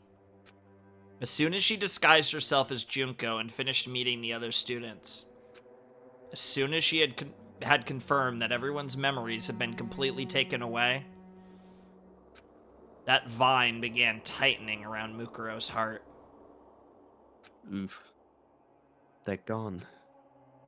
Junko's the only one who knows about me now. That's it. That's no problem. Just like old times. Things will never go back to how they used to be, but that's fine. This should be fine. She had relinquished the past 2 years she had spent with her friends so she could betray them and deliver death and despair onto them. Though her heart ached, Mukuro was beyond feeling guilt or remorse for her actions. Yeah. But the question, why does my heart ache like this, still remained unanswered. Perhaps that's why she spent so much time talking to Makoto when he was in the nurse's office. And when Makoto gave her that one particular answer, something changed inside her.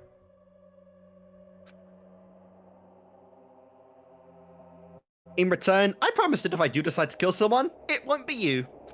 The words Mukuro blurted out to Makoto weren't improvised to further her role as Junko. It was an honest sentiment from the bottom of her heart. She was even planning to ask Junko herself if Makoto could somehow be spared from her plan.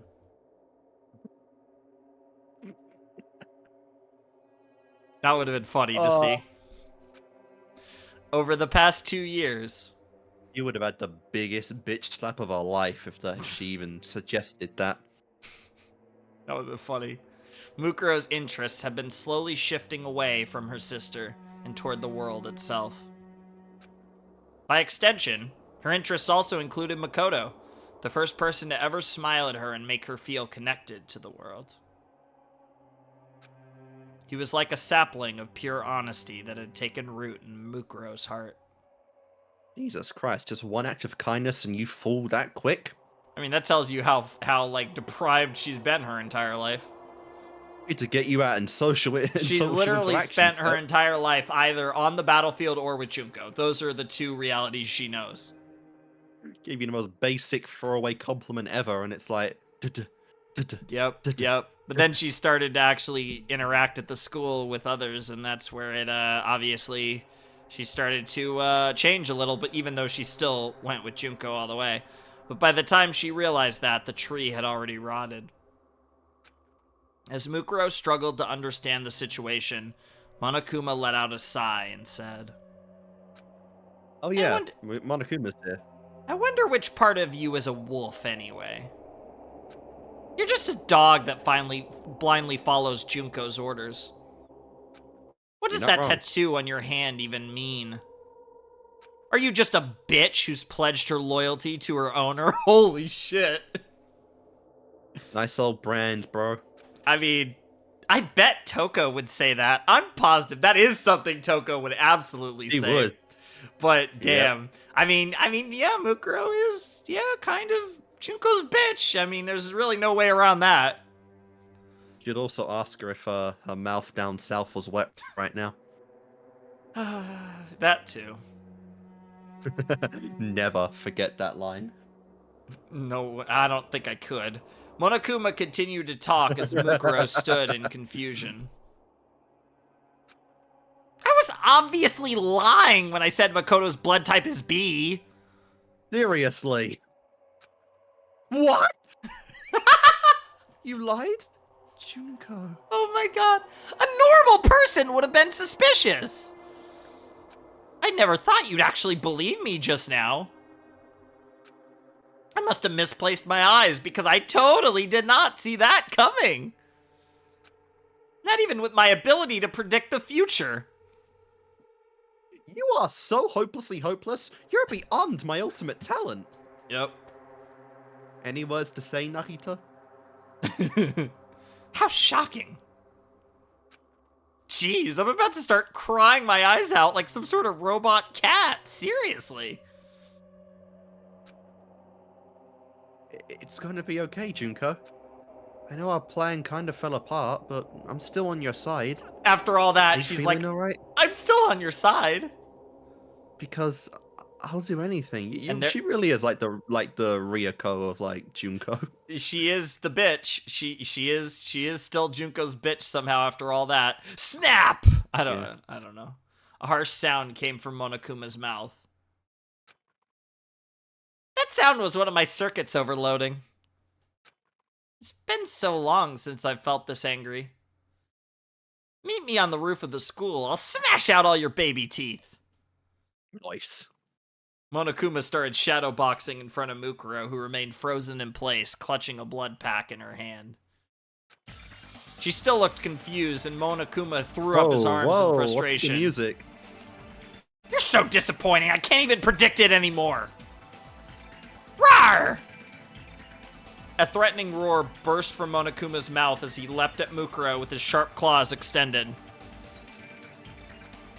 At that moment, her face became completely emotionless. It was not a conscious action. The defensive instinct she honed during her time with Fenrir temporarily suppressed her emotions as she countered Monokuma's attack. Mukuro grabbed a nearby IV stand and used it to parry Monokuma's claws. However, Monokuma's claws seemed to be made with a special alloy and easily sliced the bar in half diagonally. Nice. But instead of following up his attack, Monokuma continued talking to Mukuro. Bro's got that adamantium build. I guess you're not much of a disappointment when it comes to fighting. In fact, if you were so pathetic that you died from that single attack, that would have been interesting in its own way. Wow. But right now, you're just incompetent at everything. I'm sorry. I couldn't help blocking your attack. There's no way I can fight you, Junko.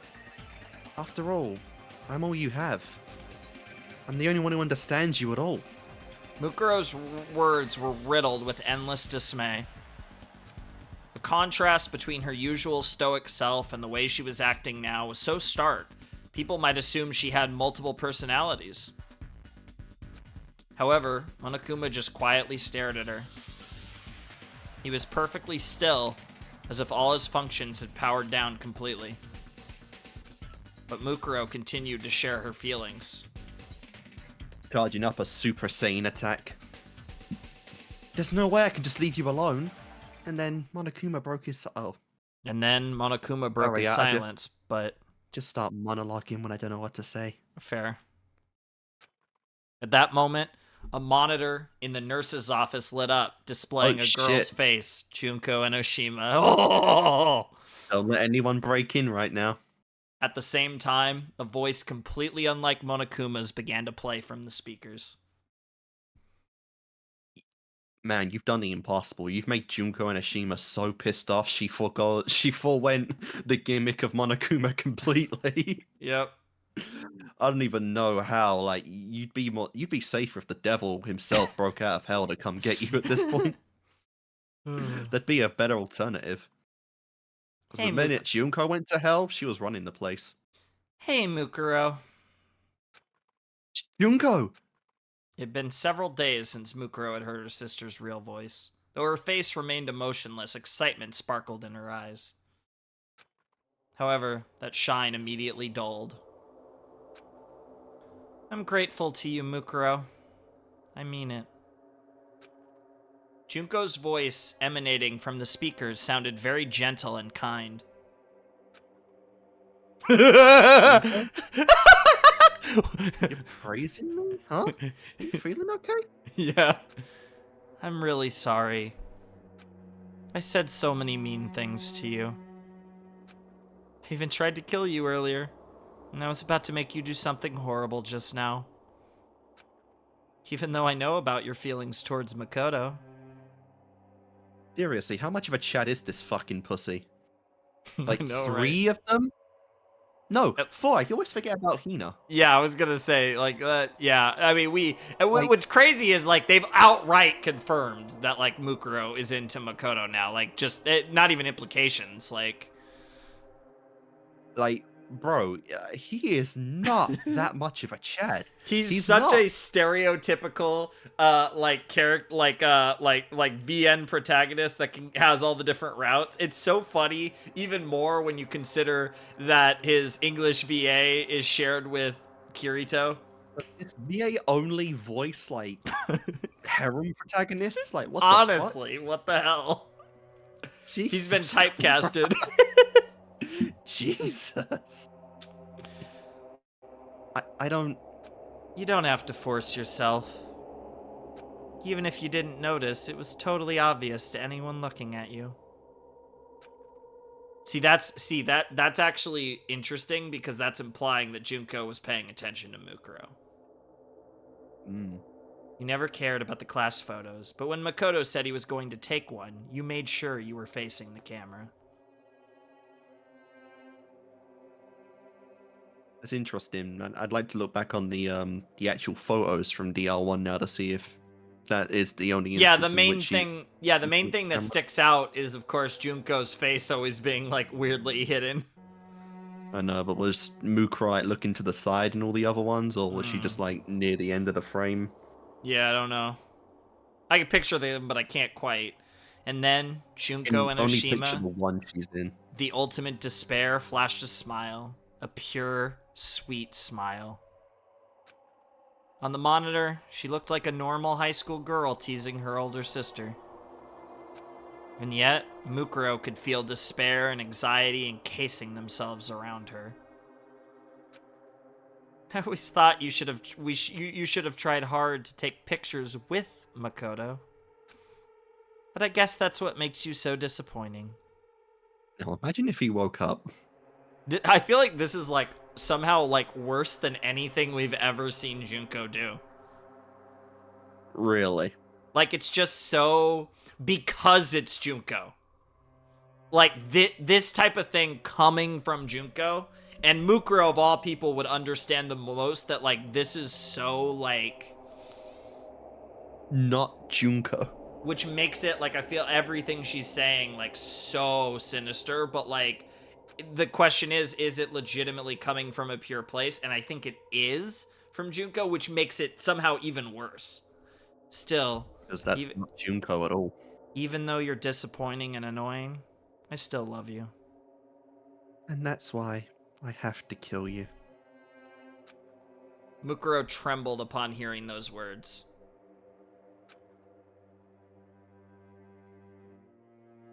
I assume that's either her repeating it or just I love you, like just thinking about it. I love you. Oh, gee, I thought that was Yeah, I don't know, but I love you. Mishima. Yeah, because she's remembering those words, so it's Yeah, Junko. I love you. That's all she ever wanted to hear her sister say. Mukuro believed. No matter what Junko said, she believed she really loved her. She believed she was the only one who could truly understand the despair known as Junko Enoshima. She was naive. As soon as she heard Junko say I love you, Mukuro realized she never completely understood her sister. Oof. It was only at this moment that Mukuro finally understood her sister's feelings. Junko's words right now were kind. Perhaps that kindness was completely honest. The words I love you might have been true as well. However, for Junko Enoshima, this was her way of saying goodbye. Oh, fuck. She was severing the ties between them. It was painfully clear to Mukuro. And then, before Killed her ass. before she could even say anything, the girl in the monitor made a remark that cut Mukuro to the bone. I'm sure someday you'll make your dreams come true. Jesus. Ultimate despairs never talk to each other like this. A simple truth stabbed into Mukuro's heart. Junko had no further use for her. Her own sister was parting ways with her. Mukuro had dedicated over 10 years of her life to the cause of ultimate despair, and at this moment, it all counted for nothing. But those years no longer mattered to Mukuro. Her sister's rejection was more than enough to send her into the depths of despair. Oh. Oh. So what's this gonna mean? That's why Mukuro, even now, clung to a small sliver of hope. Meanwhile, Junko was still on the monitor. Yeah, right! Did you really think I'd say something that nice? You're so annoying. Can't you just hurry up and disappear already? Mukuro hoped Junko would say something like that. She hoped that she'd start verbally abusing her again, or call her useless and incompetent. Mukuro was no masochist, but she'd prefer to be showered with bullets and contempt than endure this kind of emotional pain. But Sounds like you are a masochist. I love you, Mukuro. Bye-bye. The monitor went black, leaving Mukuro to process the horrible goodbye she'd just received. As if on cue, Monokuma started moving again. Isn't family love so nice? By the way, did you know that in about half of all murder cases, the killer is a family member? Monokuma spoke in his usual tone of voice. But it was unclear if his words were getting through to Mukuro.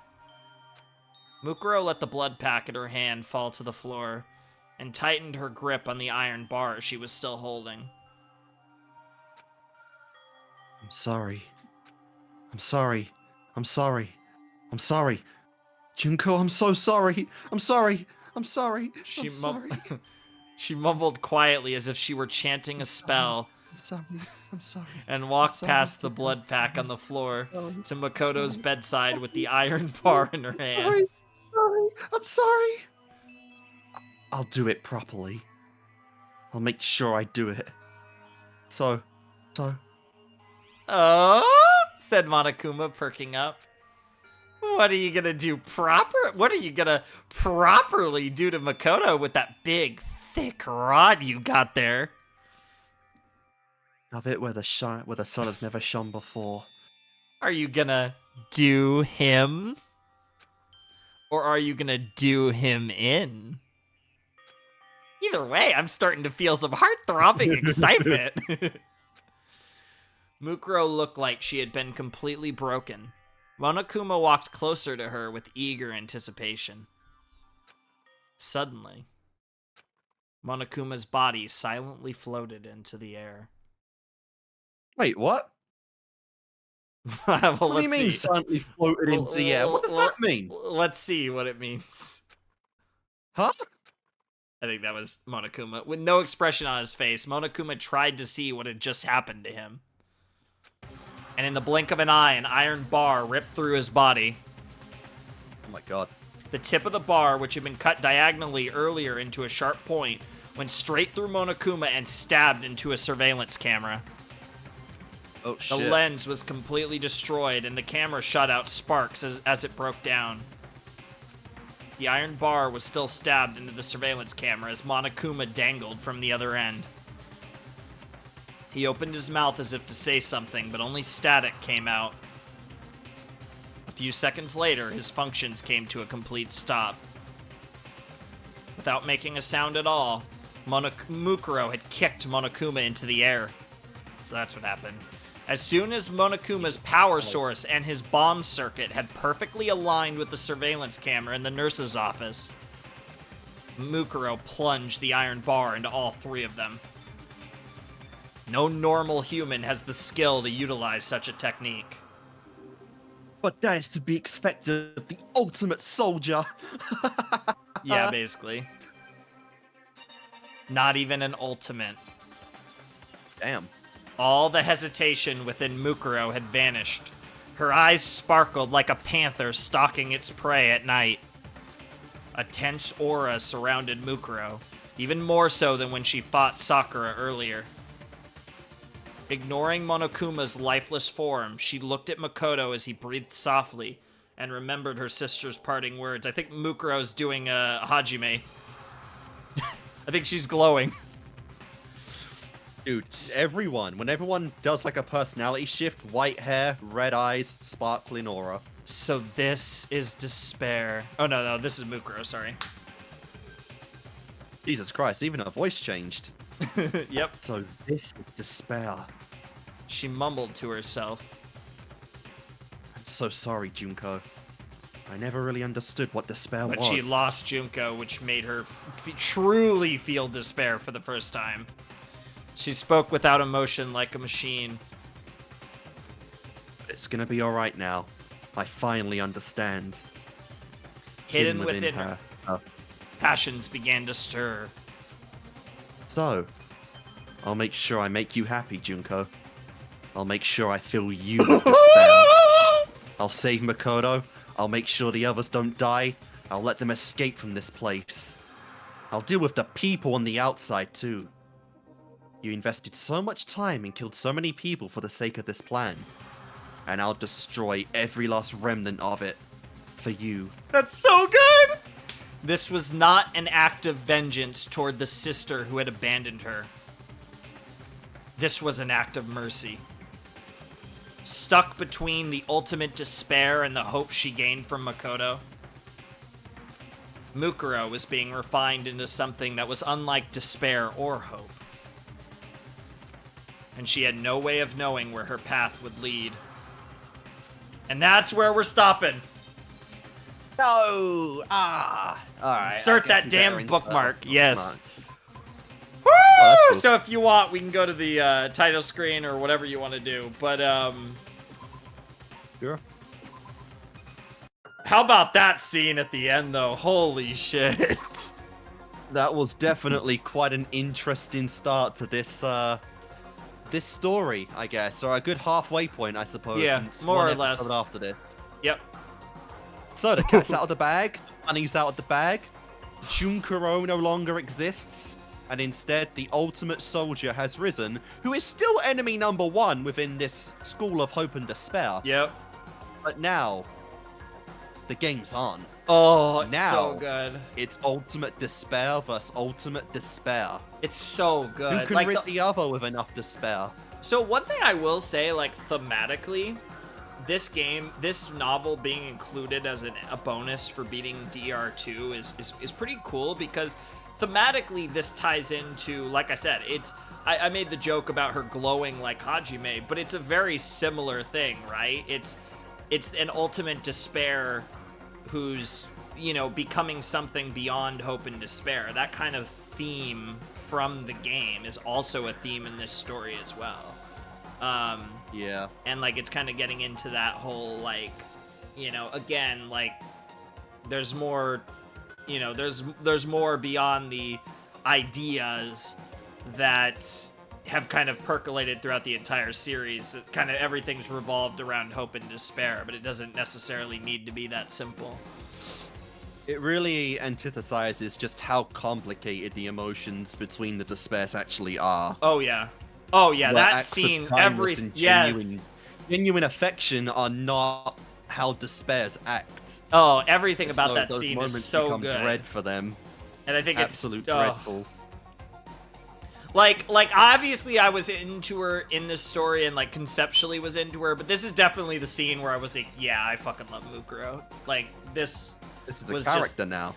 Yeah, like that, but like not just a character, like a great character, like that whole thing. And it's like that whole thing of like her realizing like I never understood Junko, but I finally, after all this time, I finally understand her. And so because of that, I will destroy everything she's built for her is just amazing. Such a great lacto. Oh man, I love the despair concept in this series. Yep.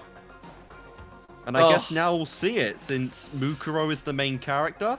Yep. I guess they're basically confirming like, yes, Makoto is gonna survive this. We're all gonna survive this. Yeah, because it's gotta be a perfect happy ending. Yeah, it's gotta be a perfect happy ending so that Mukuro can give Junko her true despair. But that really means like, how do you end this? Because the clause for ending the killing game is to kill the ultimate despair. So someone has to die. But also, if the clause comes up that either if you kill the ultimate despair and escape, would that just refer to Junko? Or would she count Mukuro as needing to be killed off as well? We'll have to see what happens. So this is the true transformation of Mukuro Ikusaba becoming less of a puppet and now a true person who has to think somehow. Someone who is not used to thinking for herself, devise a strategy to defeat the ultimate analyst, the ultimate despair herself, and the smartest person in this entire universe. I mean, if nothing else, she is so hopelessly disappointing that Junko has pretty much lost the ability to predict her anyways, so that's a good start. Yeah. She was always immune to her predictions. Ironic, the person you know the best in many ways is the person you know the least, which is the case for both Junko and Mukuro relating to each other. Oh. But yeah, what did you think? Like I said, in general, we're about halfway through, give or take. But it's obviously something a bit different, even compared to Zero. Well, with Zero, she was just a tool. She was just... Well, yeah, no, I just mean the story in general. Oh, fair enough. Yeah. But still, though, that was... Oh, man. It's despair-inducing because Yep. You're building a character up Yep. that's dead. Yep. A character we've met, Yep. who we know, we've watched, is dead. Like, don't So, get me like, you go out obviously of this DR1 was knowing- great, but it's even more despair-inducing knowing that this never even happened. Like, at least with Zero, it's like... It's not an experience we've had before, because in DR0, in Trigger Happy Havoc 1, and in Trigger Happy Havoc 2... Why did I say that? DR1 and DR2. You always go in without knowing who's coming out. But this time, you know who's coming out, and it ain't even our MC this time. So... It definitely creates an oxymoron on how to even feel about this story, because it's like, it's gonna be a bitter fucking end either way. Yeah. Like, sure, there's a timeline where Mukuro survived, but it's not the one we're focusing on. Well, I mean, we don't even know that for sure, to be fair. Somehow, the anime is on this canon timeline now, and nothing to do after Goodbye Despair even matters anymore. Could you but imagine I really doubt that. Could you imagine the opening, the opening of the anime is If Monokuma Theater and starts talking about this shit? Now, to be perfectly honest, I feel like in my heart I'd prefer that way, because that would mean everyone from Trigger Happy Havoc survived, and the backstories of everything in DR2 still remain, because they're already doing their despair shit in this game. So I mean, it's probably a better outcome, because then they all join the Future Foundation. My sweet Celeste gets to survive, and like that all goes down. But it's not our story. Yeah, but it is funny. Not our story. But that's the thing. I mean, he did at the beginning in the intro to this story. Monokuma did kind of say that, like, in as many words, that it is just this exercise if is kind of despair-inducing in and of itself, and that's kind of what you're getting at. Honestly, to cling on a possibility that may or may not happen. Yep. And we're doing that now. Because it is obviously... it's interesting, though, I will say, because very clearly, like I said, there is two main objectives of this story, clearly, at this point, and obviously, one of them is to fuck with the audience and troll them, because that's what Danganronpa does all the time. But obviously, it is that interesting kind of oxymoron, like you said, of establishing Mukuro's character. Like, obviously, we got a little bit of her in DR0, but a lot of it was through the lens of Junkuro anyways. But here you're getting more of that pure Mukuro, and from a main character narration perspective as well for most of this. So it is like establishing this character that, again, ironically is dead. The only thing that would have made this better is if it was a VN on its own. Of course. I mean, if I could move, have sprites, reactions, like, man. Of course. But yeah, it's yeah, that story, like that whole like thing with Mukuro and Junko, like that scene just like, oh, it just wrecked me so hard when I read it the first time, and I was like, and that was where I stopped, and it's pretty much as good of a place to stop as we're gonna get, because it's like, that's the moment where it's like everything changes, right? And like the rest of this, it's like Mukuro is this determined entity that's, you know, kind of found. She's yeah. She's enemy number one. Yeah. In the school. So how the hell do we break out of this? Like, it's definitely a situation where this just feels like the best stopping point that we're gonna get, and it's pretty much about halfway too. Now this is a person Naruto would simp for. No, but that scene with Mukuro and Junko was long. It was like 100 pages. I mean, obviously a lot of that was Mukuro, Monokuma and Mukuro, but you get what I mean. Honestly, every part of this since we entered the gym has been pretty peak. Yeah. That's definitely where, like, yeah, when it gets to, it really kind of, it become a chaotic mess, and then you get the Mukuro Junko stuff, but, like, yeah, it's pretty entertaining, for sure. It's definitely an interesting experience, but I do think it's an experience that, you know, is worth the time. Obviously, this story is nowhere near the time commitment that Zero is. And obviously, unlike Zero has narrative, like, significant narrative consequences and, like, reasons why, regardless of when you read it, it should be read. This is definitely more of a bonus thing, but I think, like, it's obviously really cool to learn more about Mukuro, and kind of more of her deal, and also it's just a cool story in general. This is definitely a lot less like this is definitely not mandatory or by any stretch or anything even close to that, but it is cool. And it does add some context, which is always nice. Yeah, it's the only real, I think, piece of content like it in a DR, because I believe the other light novels, which I think Kyoko has one. I believe this is the only Hero has one. I believe and this someone is else the has one. yeah. I believe this is the only official non-canon story in Danganronpa. Yeah. Yeah, they all add other official elements to the characters, but this one, it's like there is nothing to take from this. But they felt Other than despair that the character you enjoy in this died so early on. But it's notable that this is what they put in the game. Like they felt like that this was worth putting in the game, which I do think is notable because again, we talk about the possibilities. Obviously, we're only halfway through. I mean, on a story, it's probably just too short to like release on its own. Sure, like that helps, but I think like when you look at like, well, I mean just like adapting it at all, because really the only way they're going to translate it is in these fucking games anyways. But when you look at, like, the future, potentially, like, again, Ultra Despair Girls, the anime, like, is this a sign that somewhere in here we are actually going to get more Mukuro? Like, is that a connection here? That we are getting context for something that has yet to come? Is, again, if, like, my idea for the anime comes true, if we see the characters and how they went into despair, we might get scenes from the DR1 cast. And obviously a situation like that would have Junko at the epicenter of it because she's the one that turned all these people. Of course. And Yeah, by like that's proxy, the thing. If we're doing the DR2 people, well. we're getting Mukuro and Junko if we're doing the whole how the DR2 people fell into despair angle. Yeah. So yeah, I mean that's probably the most likely. Just how, like, did Junko intentionally leave her own class out to do the killing game? Or could she actually just not get any of them into despair with her? Sure.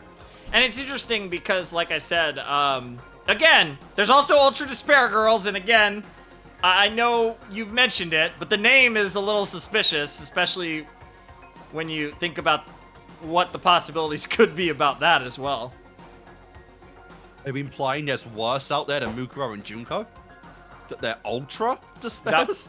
Like, what? That is kind of funny, but, yeah, but hey, you know, I would literally like actually maybe kill someone if Ultra Despair Girls is a game about Mukuro and Junko. I feel like more people would be inclined to play it if it was. Sure, I mean a lot of people play it, but obviously there are a lot of people that do skip the things that aren't 1, 2, and V3 because KEKW, because those are the main entries in the story, and some people don't play UDG and don't watch the anime. A shame. Big shame. But we are not among them. We are cultured people. We get the full picture of Junko and Ashima. Oh, yeah. The star face of Danganronpa. We can fully appreciate her in all of her beautiful sadistic glory. It literally, every time we get, like, one of these, like, Junko moments, like, especially in, like, the novelizations, but even, like, when she just, like, shows up in DR2 or whatever, it's like every time, it literally feels like I haven't had water for, like, 3 weeks, and I just found an oasis in the desert. That's, like, what Junko is in this series. It's like every time they give us something Junko, you just know. It's like, like, the Danganronpa people and Kodaka and all them, they understand the idea conceptually of this character so well. Like, they understand it exactly. So what you're saying is, they're converting you into a despair. Yeah, absolutely. Oh, that happened a long time ago, but, you know, that's another story. Like, Junko, I didn't, yeah, you know, I was probably, the first game was probably enough. Second game, 0, like, yeah, I was long gone before we got to this point. So was I. Yeah. But it somehow gets better, so it just never disappoints. I don't think anything beats some of the stuff in DR0, but I don't know. But this scene with Junko was also just so ridiculously good. I know, right? I don't know how they keep doing it, to be honest. There will never be enough of Junko and Ashima in the world. I'm so glad that we are so lockstep on her. She is like... Oh, so peak. On that like waifu rank, we might need a new rank for Junko. Oh. S. Hey S man, plus, it's Junko so funny plus, when you Junko. think about it. When you think about it in DR2, there's another reason that I can't talk about later. But when you think about it, in DR2, Junko, the game was glitching. Junko was an AI. You know, all of this like is starting to sound like another goated character. Psycho. Woman that we I was would give honestly up gonna say- everything for. I was honestly gonna say Kurisu because she showed up as an AI in the end of episode 0. Yeah, that's fair, but yeah, not who I was talking about. Okay, repeat what you said. Game was glitching out. Junko is like an AI like character, and like she's Nagita. fucking.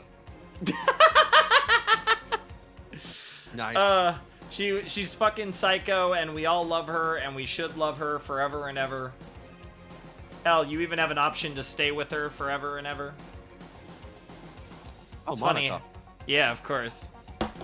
There's Nice. another reason why I think a lot of some of that. There's You one say more. game glitched out. That happened Yeah. for Nagito too. Yeah. But I was referring to like when you talk about just like when you're talking about like the tier list and stuff and like, you know, I goated am- characters. I mean, I'm sure I could trick a few people into thinking Nagito was a girl, but I wouldn't complain. you know, that would be another. You know, if you ever do your husbando list, that would be another peak character. Oh yeah, I Up mean there he is nice. with if Yeah. Eco what like Okabe, Lelouch Lamperouge. Honestly, I don't know any other of your husbando S tiers. Yeah, I mean those are like two of my, but like Nagito's my second favorite DR character to Junko, so like, you know, yeah, he's very high up. You heard it here live on the video, guys. That is his second favorite. Yeah, it's always a tough, but yeah, he's my number 2. It'll be crazy. I really hope that I manage to find someone, like I really hope V3 has someone that I can put, you know, somewhere in that like Junko, Nagito, like somewhere in that range, because I definitely did not expect someone in DR2 to be able to get as close to Junko as Nagito does, even though he's not Junko. So I have faith that I'll be stupidly in love with someone from V3 as well. I just don't want my favorite character to die in chapter 3. That's all I'm going to looking for. There's just no way it happens 3 times, right? If that happens, I officially will take the mantle of the ultimate unlucky student. Like, it's just like you're gonna have, like... It would be funny, though. It's funny you say that.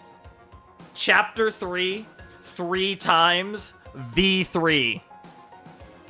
Maybe it's Jesus destined. Christ. That's actually kind of terrifying. Jesus fucking Christ. So that's a little concerning.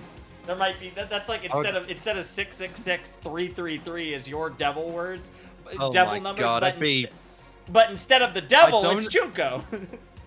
I don't imagine anyone else who's ever covered Danganronpa would have had that happen, to be honest. It Like, depends I get on who Ibuki your for a lot of favorite. people, but Yeah, I'm in a Ibuki's- certain class with Celestia. Yeah, Ibuki's super common one. Celeste less so. It really depends a lot on who your favorite ends up being. Like in the hypothetical that your favorite dies in chapter 3, it kind of depends on who that is and like how loved they are. I can't. It's crazy I think because we like even said at one point, like, when you do V3, hopefully before me, yes. you're gonna be thinking of who my favorite character yeah. is and trying to keep I'm tabs gonna be on thinking. that. I'm gonna be thinking of who your favorite character is. I'm gonna be paying attention to who dies in chapter 3, and if there's, because like I've been able to more like it'll be interesting because it'll also be interesting if like I don't have a good read on it. If like it could be like if I have like a few different characters and I'm not sure which one, but like one of them does die, like that would be interesting. Where I'm like, is that gonna be his favorite character? or Kind of not? scary because like you were like almost dead on for like my row of favorite characters. I mean, it's Because you said like Ibuki, Yep. Naruto, Gundam, Chiaki. They're basically just my you're right. favorite characters, Yeah. basically. But like, it's just like, yeah, they're just all so good. I It's- hate how much we You are in like sync, Chi- and this relationship have any divergences. I think you like Chiaki more than me, like, overall. I always like Chiaki, but I really, makes like, sense. late game Chiaki really gets me there to, like, one of my favorites. I mean, Like, she's chapter basically 5 designed to be and the 6. perfect waifu, like, Yeah. gamer who's cute Yeah. as hell. Yeah. For me, it's mostly chapters 5 and 6 that push her into, like, one of the best characters and just such a goated Oh, you mean the character for me. chapters where she shines the most? Yeah, of course. Yeah, Never yeah. would've guessed. Yeah, I know, but, like, a lot of people are, like, madly in love with her well before that, is my point. It's like you're saying, like, man, chapter 4, 5, and 6 is when I really start liking Sonya. Yeah. The part where she starts becoming relevant to the story. Go figure. Yeah. I mean, to be fair, though, like, to counter that a little bit, like, I liked Sonya more than I should have prior to that. I definitely liked her. I was just And I don't disappointed really at how little she had to do. Right? Where it's like, in contrast, I think, like, it's more merit based with Chiaki, where I really like just the peak Chiaki stuff is so peak. Like, obviously everything in chapter 5, but I mean, even more than that, I think the stuff in the trial, at the end in chapter 6, that stuff with her and Hajime is just, oh, that scene's just Peak. so good. It is actually just so peak. Like, that's the type of thing that was, like, missing from the first game's chapter 6. Like, that type of just, like, there was just a little more emotional resonance for me. I think it just takes it over the top a bit. But yeah, shit's so good. We're just talking about random Danganronpa stuff. Apparently that's what this shit does to us. I don't know if the video's over or not, but Oh no, it's still going. yeah, I figured. It's just become a nonsense brigade. But yeah, no, this is fire. I was really excited to read this because it's short. So it's like, we're gonna do this, and then we're gonna read the other half, like, soon, and then it'll be like, boom, boom, and it's just like, you're in and you're out, but it's like, oh, it's still, like, spicy. Even though it's short, they still managed to get in some really, really good stuff, and I'm trying to remember if there's anything I liked more than that scene that we just got at the end of the episode, because that's the thing that stuck with me the most from this story, personally. I wonder why. Aha. Yeah, nobody could have predicted that. But I do remember the back half being really good, but admittedly there's definitely, like, I'm a little fuzzier in what happens after this point, off the top of my head. Yeah, because you didn't remember some of these interactions, but yeah, that's there all were cool. a few things, like I imagine genocide. you Some probably of the only- stuff Jack said, it was, like, crazy. I mean, have you viewed this at all since your initial read? No, I just read it the one time. I haven't Yeah, even, makes like, sense. I haven't looked at anything related to it. But there's not many. I imagine there's not many Sure. coverage. I think there's of a it few. at There's all. a few people out there, but yeah, There's it's a few pretty, that have it's pretty covered it, niche. but like not many. I'm probably the most, as far as I know, I'm probably, at least as far as, like, a full read through, I'm probably the most, like, known person to do a read through of it, I think. Kind of sucking your own dick a bit there, aren't you? Actually, I think Nico B did one. I don't know who that is, but fair enough. He's bigger than me, that's for sure. Oh, I don't doubt it. So, no, I think maybe second most. Fair enough. Pretty And sure. I'm just little old, less than 1K now. So sad. I know. How get close are you fucked. to 1K? Not even halfway yet. About 470. Okay, well, we'll get you over. We'll get you at least over 500. Hopefully a lot closer to 1K by the time anyone sees this. I would fucking hope so. Jesus Christ, because I don't know. yeah, I because don't it even know. depends on the big thing is it consistent depends rate. on, like, it depends on how consistent you're being in general, or, like, because for all I know, you could just start. Well, when firing this off strike goes, I'll Danganronpa definitely be a lot videos. more consistent. Yeah, but you could just be. No, for all I know, I'm trying to do going just crazy. one a week. I'm trying to Yeah, do that's one fair. a week. That makes sense. Where are you in Yeah. in DR2? Because I know, like, this is irrelevant for Just anyone posted listening. episode 7. That's what, chapter 2 or 3? Chapter 2. Investigation for chapter 2. Yeah, that makes sense. Yeah, so when we're recording this, like, yeah, you guys won't see this for like months probably. Yeah, 2025 for sure is when this is coming out, at least. That makes sense. Yeah. So yeah, the point is he's way ahead. So he's cooking this Danganronpa stuff. Yeah. I guess he's just about probably wrapping up for a little while, but he's way ahead. Yeah, after this game, it will be AA 1.5, then AA 2, and then who knows what's in the future after that? I don't know. Sounds good. But maybe I'll have started those like those Zero Escape games you keep going on about or some shit. Play the Somnium Files. Potential deal material, we'll see. Ironically, both I and Zero Escape are both made by Kadaka's best friend, who he made a studio with. Oh, that's sick. So Uchikoshi is the guy that's Kadaka's like best friend and fellow visual novel maker, and he's the creator of both of those series. His star character kind of looks like Nagito. Now they make stuff together. In current times. At the cost of Danganronpa. Oh. Potentially. Now Kadaka just makes games that are Danganronpa, just they don't have the name. Apparently. Because apparently every game Kadaka makes is basically Danganronpa. That's my understanding anyways. Whatever. I mean, if we can keep the quality going, then well, I know like the art style is really similar too, because Kadaka took the when he made his new studio, he took over his the character designer. So they have the character designer that did Danganronpa character designs, so it's a lot of this art looks similar too. At least character art. Fair enough. But yeah, that's all stuff that I don't have any plan to get into, like modern Kadaka stuff until obviously after finishing Danganronpa. But, you know, maybe eventually one day. But he's goated though. Question is if you'll do it before Steins Gate or anything. But we'll see. Or even before AA6 at this point. Please in don't this bring up playthrough, AA6. in your playthrough of this damn game, you were saying AA6 was gonna come after this game. Yes, what the fuck that was the original plan, and so I was going to play AA6. So at the time, if I'm remembering correctly, I don't think this was way before AA6 got its like Steam release. Just to put things in perspective. So I was kind of like, I was gonna do it, but it was kind of like, and it was like, it's a hassle, but like, I mean, to be fair, I think that's when I did Fate. So I was like, Fate was a hassle too.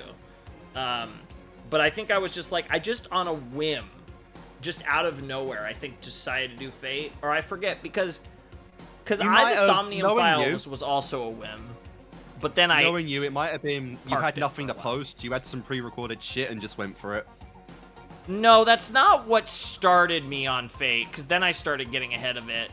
I think that's what I did. I think that might have been what happened with actually the Somnium Files, because I started that game way before it got posted, and I recorded like, I don't know, like 20 hours give or take, or I don't know, it probably wasn't that much, but like 12, 13 hours. It was like 4 videos, but they were like long videos. Like in advance, where I was like recording it in like a short period, where I was like playing it a lot and I was loving it, and then I just was like, shit, I should really stop if I'm not actually gonna get to this. And then I eventually, all that time later, had to get to it, then watch all of that footage over again, and then play the rest of the game. That's the biggest pain in the ass. The rewatch, because you have to get to it soon, is like... It's really bad with a visual novel, because with like proper visual novels, you have to watch your footage, because there's choices and stuff. So you can't even like watch someone else do it, because then you're almost definitely like spoiling yourself to some extent on some stuff. So you have to like you have to watch yourself. Yeah.